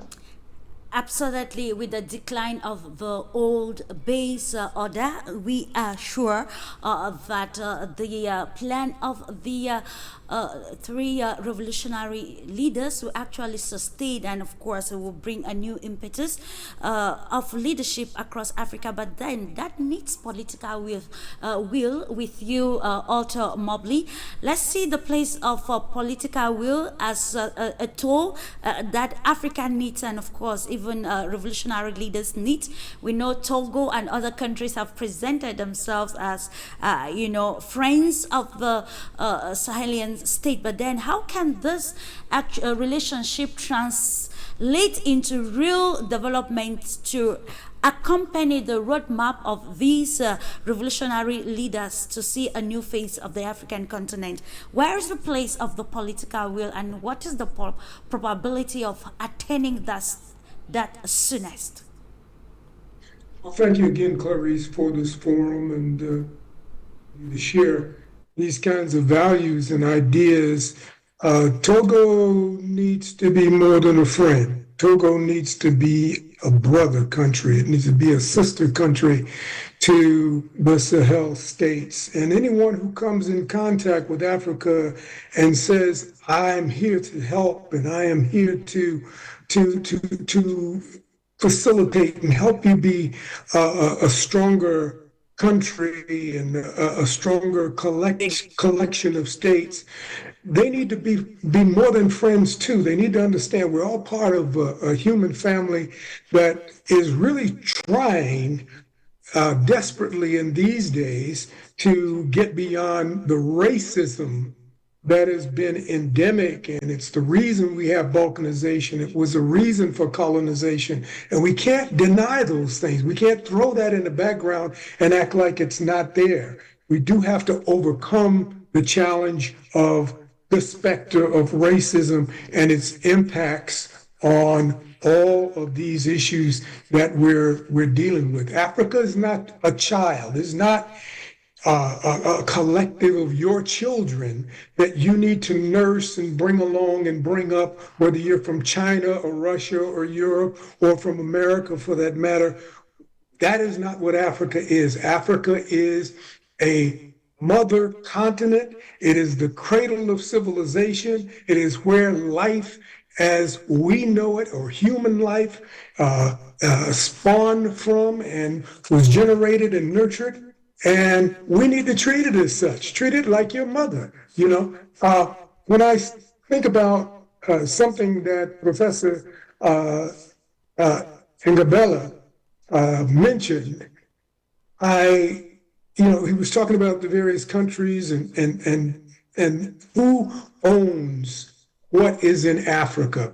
If we were talking about any other continent on the planet, we would be speaking of it differently. We wouldn't be talking about Russia as, who owns the mineral rights to what's in northwestern Russia or far out in the east there, or China or Manchuria or Hunan or India for that matter. We wouldn't be talking about these countries in the same way we speak of Africa. It's always about what's under the feet of African people that is postured as being most important. There was a recent discovery in Uganda that 14 trillion tons of gold have been discovered in Uganda. And the question shouldn't be how we evaluate that gold. It should be, does that gold belong to Uganda or does it belong to the African people? Does it belong to all of Africa? Does the gold found in Burkina Faso or Sudan, does it belong to a few regional ideologues or does it belong to the African people? And we need to treat it the same way as if we were talking about China or we were talking about Russia or India or America for that matter. How do you get to where you parse out these things and separate them along capitalist lines? I appreciate the efforts of your Center for Political Innovation for the help with Omayele and what he's going through down in Georgia. I really do. I am one of the founding members of the not only the National Black Media Coalition, but also the National Association of Black Journalists. And I am certainly going to look more into your organization so that we can possibly find some alliances and some ways to work. Caleb, I appreciate what you're doing. And I again just want to say that we've got to get away from an idea of viewing Africa as this 54, 56 nation states, because that's exactly how Africa is exploited. We need to reinforce that Africa needs to be one country, one continent. And if we can get Africans to understand the power of the size of their geographic area and what that would mean to all of us around the world, then we're moving closer to a day when we can really say that we've allowed Africa to come to the international table as an equal. It's not going to come to the table as Kenya or as Togo or Ghana or Uganda or South Africa. It's going to come to the table as Africa, like India does or China does, and again, I'm running off these countries, and you have to understand that those are the largest countries in the world. Canada, the United States, Russia, those countries have power because of their size. Brazil. Africa needs to move and graduate back to an understanding that you have strength as long as you can unify as much regional territory or continental territory to make you valuable and make you respectable to the rest of the world. I don't respect you, Nigeria, because you are a corner sliver of the continent. Same thing with Cameroon, or same thing with Senegal, for that matter. You have to understand what you are a collective of and exercise that power. And that's the real meaning of Pan-Africanism. And I hope that we can move in that direction. Thank you. Indeed, the real meaning of Pan-Africanism, of course, no one will create the future that Africa wants. It's actually the role of African stakeholders to be able to define the Africa we want. And we round off with you, Noah. Of course, looking at how we can attain the Africa we want in a multipolar society with visionary leadership. What are the prospects?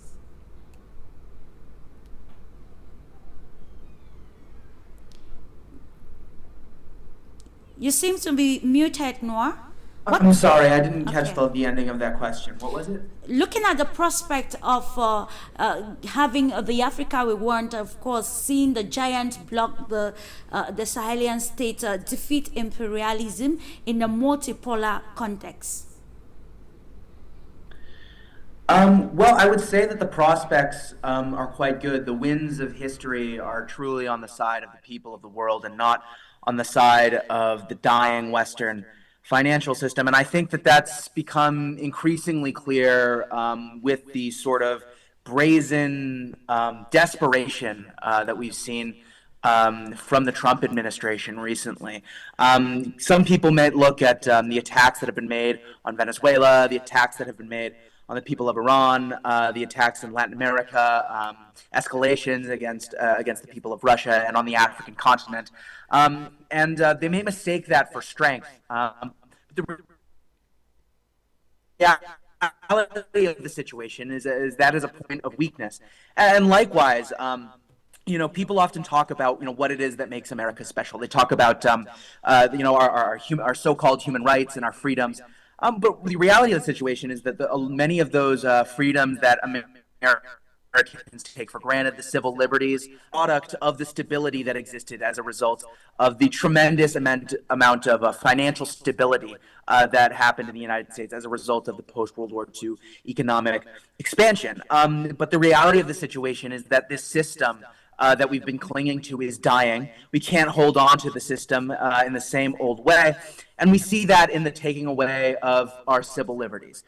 We see it, with the jailing of journalists like Julian Assange, or the fact that people like Edward Snowden have to live in exile. We see it with the way that conversations around healthcare were taken during the COVID-19 epidemic, and of course we see it with the treatment of the People's Democratic Uhuru movement, who simply for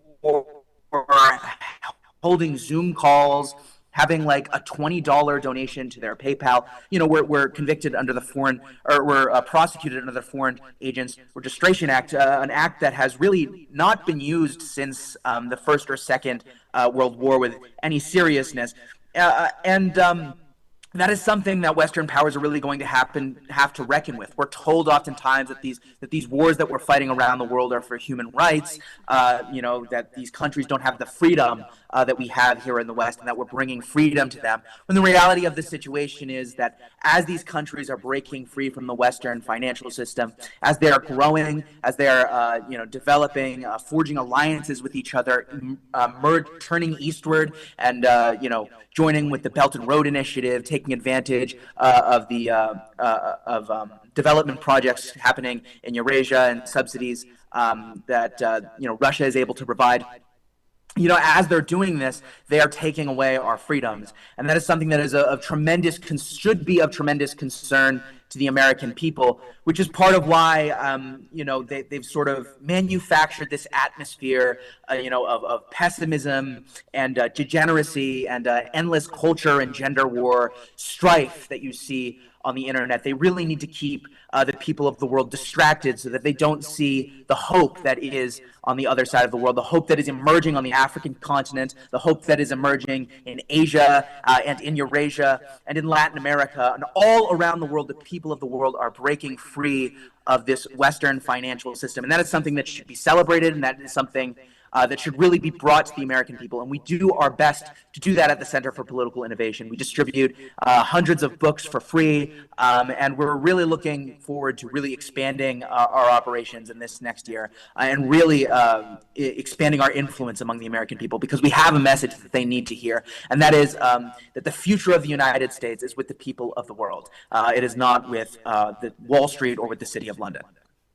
Thank you so much. Of course, we've come to the end of the program, but then just 30-second conclusion from you, and we kick off with you, Professor Gabila Nubong. From all that has been said, what do you think can be that advice to AES leaders in line with policy and policy priority, and of course to attain the set goal or the agenda or roadmap presented already?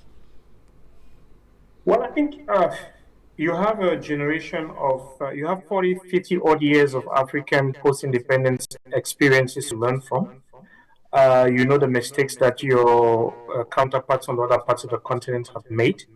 And you're trying something that is very bold, and it's not going to be difficult. The road ahead is going to be extremely difficult.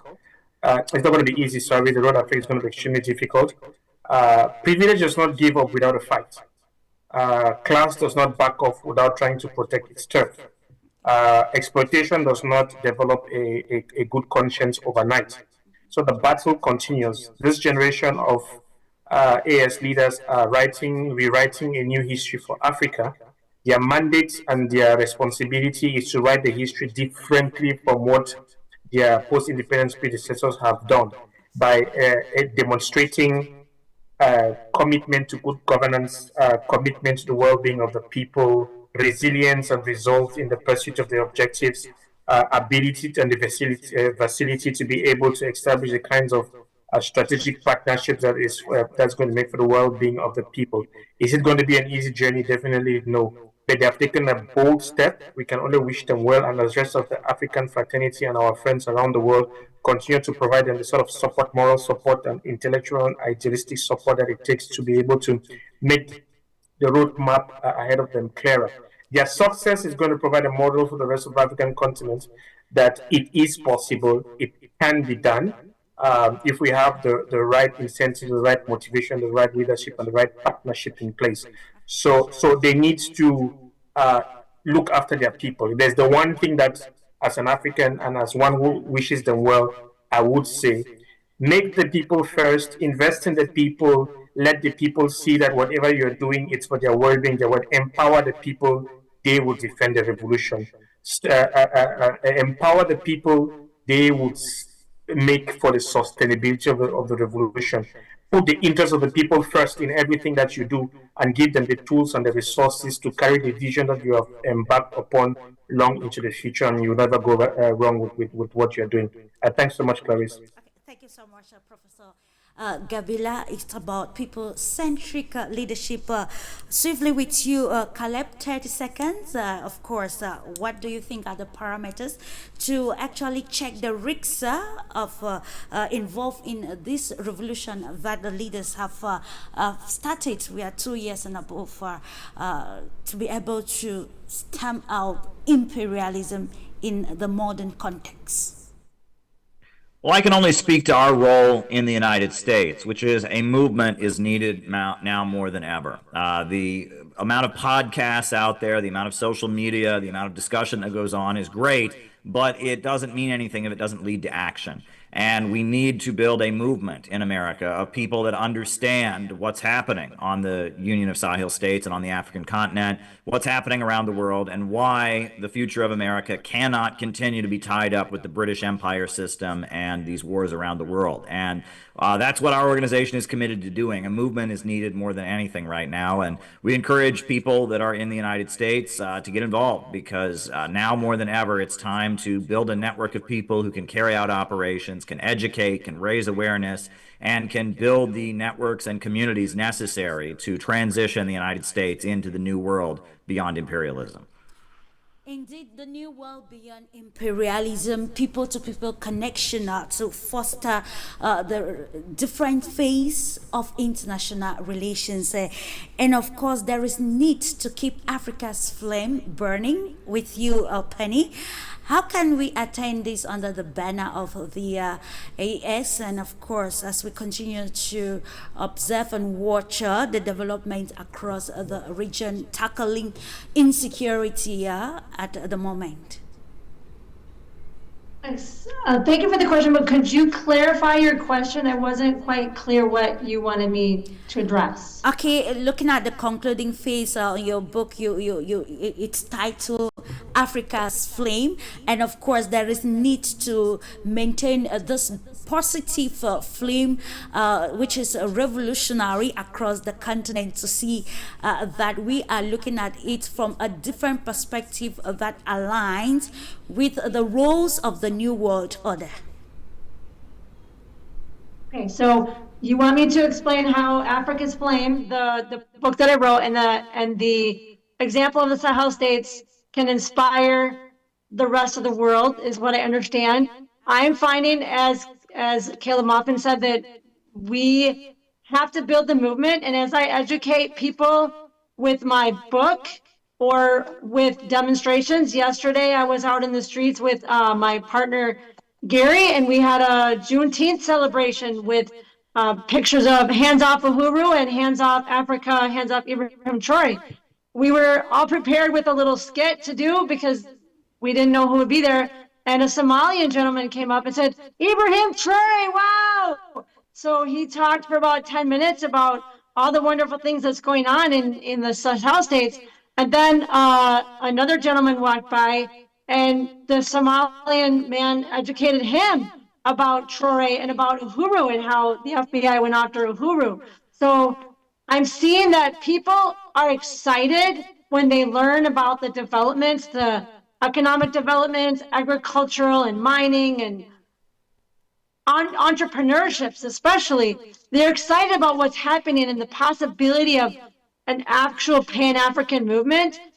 And I see that our support for Uhuru also strengthens the alliance because their fight is our fight. I believe it was Kim Il-sung said that the world is not free until Africa is free. And so we need to get out there and educate people about the wonderful things that are happening in Burkina Faso and the Alliance of Sahel states, because the media doesn't tell them. I have to really, really, really search even on AI engines to find actual information from Africa. Even when I search for Faso 7 TV, the algorithms want to ignore it. So we have to get past the algorithms and get in the streets and show people what is possible as the Alliance of Sahel states aligns with the multipolar world that is rising in the East. And that's the only hope for America, is that Americans will wake up and understand our enemy is not whatever gender is not our gender that day. It's not the Democrats or the Republicans, it's the international corporations. And the only way to break America free from that British economic system is to join the multipolar world economy in the East, which BRICS and Shanghai Cooperation and the Sahel states. So thank you for your time. Thank you too for honoring this invitation, Penny. Briefly with you, also, Mobley, how can we preserve this agenda that is so practical? It's not just theoretical, but practical in the way that these leaders are actually governing the nations at this juncture, in spite of the challenges, especially security challenges. Absolutely. Africa needs to understand where it is in all of this. If Africa needs to be free, and that's the number one goal of all of the rest of us in the rest of the world, then Africa needs to understand that as well. Africa has the unfortunate position of having a population whose average age is only 18 years old. Very young population in Africa, and we have educational gaps, but we have information overload, as we all probably feel about that. But I'm a little older. I grew up in the '60s. I know what it's like to come up in a situation where we were always just grab a jacket and an umbrella from being in the street. And that is where we knew we had to always be prepared to go in order to exact justice in this country. And for everyone who understands that in this country, I applaud them. Everyone who understands that that same fight has to be taken to Africa, because the enemies are the same. They're just on a different level and on a different side of the ocean. But the tactics that are going to be employed to solve those problems are exactly the same. So keep doing programs like this, and hopefully we can get back together and see how we've done in a couple of weeks. Absolutely, coming together to also provide the alternative interpretation of international processes, and how this can help foster the agenda of the African people and the new world order. Let's end with you, Noor. Of course, there's need to ensure sustainable sovereignty, economic, political, and even social and cultural sovereignty. What recommendations for the leaders as they continue to champion the fight against imperialism while bringing back the identity of the African people? Of course, I can't really speak to telling the people of Africa what to do, but I will say that they will stay on the right track if they keep in mind their own sovereignty. If they continue to pivot towards the east, away from France, away from the French colonialists, away from the British imperialists, and that is really what we need to be doing in the United States as well. I guess in this instance, it would be I guess for us a pivot to the west, towards so far west we go past Alaska with the new emerging BRICS economy, and that if Africa is going to be sovereign, that is really what they need to do. They need to keep their security intact and meet the needs of their people, because the greatest resource that the African people have is their people. 1.6 billion people live on the African continent. If that were one country, it would be the most populous country in the world. And we know that human labor power is the essence of all value that is created in this world. There is tremendous mineral wealth and tremendous oil wealth on the African continent. And the people of Africa need to take ownership of that and make use of it to bring peace and prosperity to their people, and to continue to do trade on the basis of equality rather than on the basis of their subjugation to their colonial masters. Indeed, of Thank you. course. Thank you so much, ladies and gentlemen. Now we've come to the end of the discursive and knowledge sharing program. Thank you for the greater insight. And of course, we want to appreciate the technical team for ensuring that it was a well coordinated program. Thank you all for trusting the Pan African television. Do have a blissful weekend. Bye bye.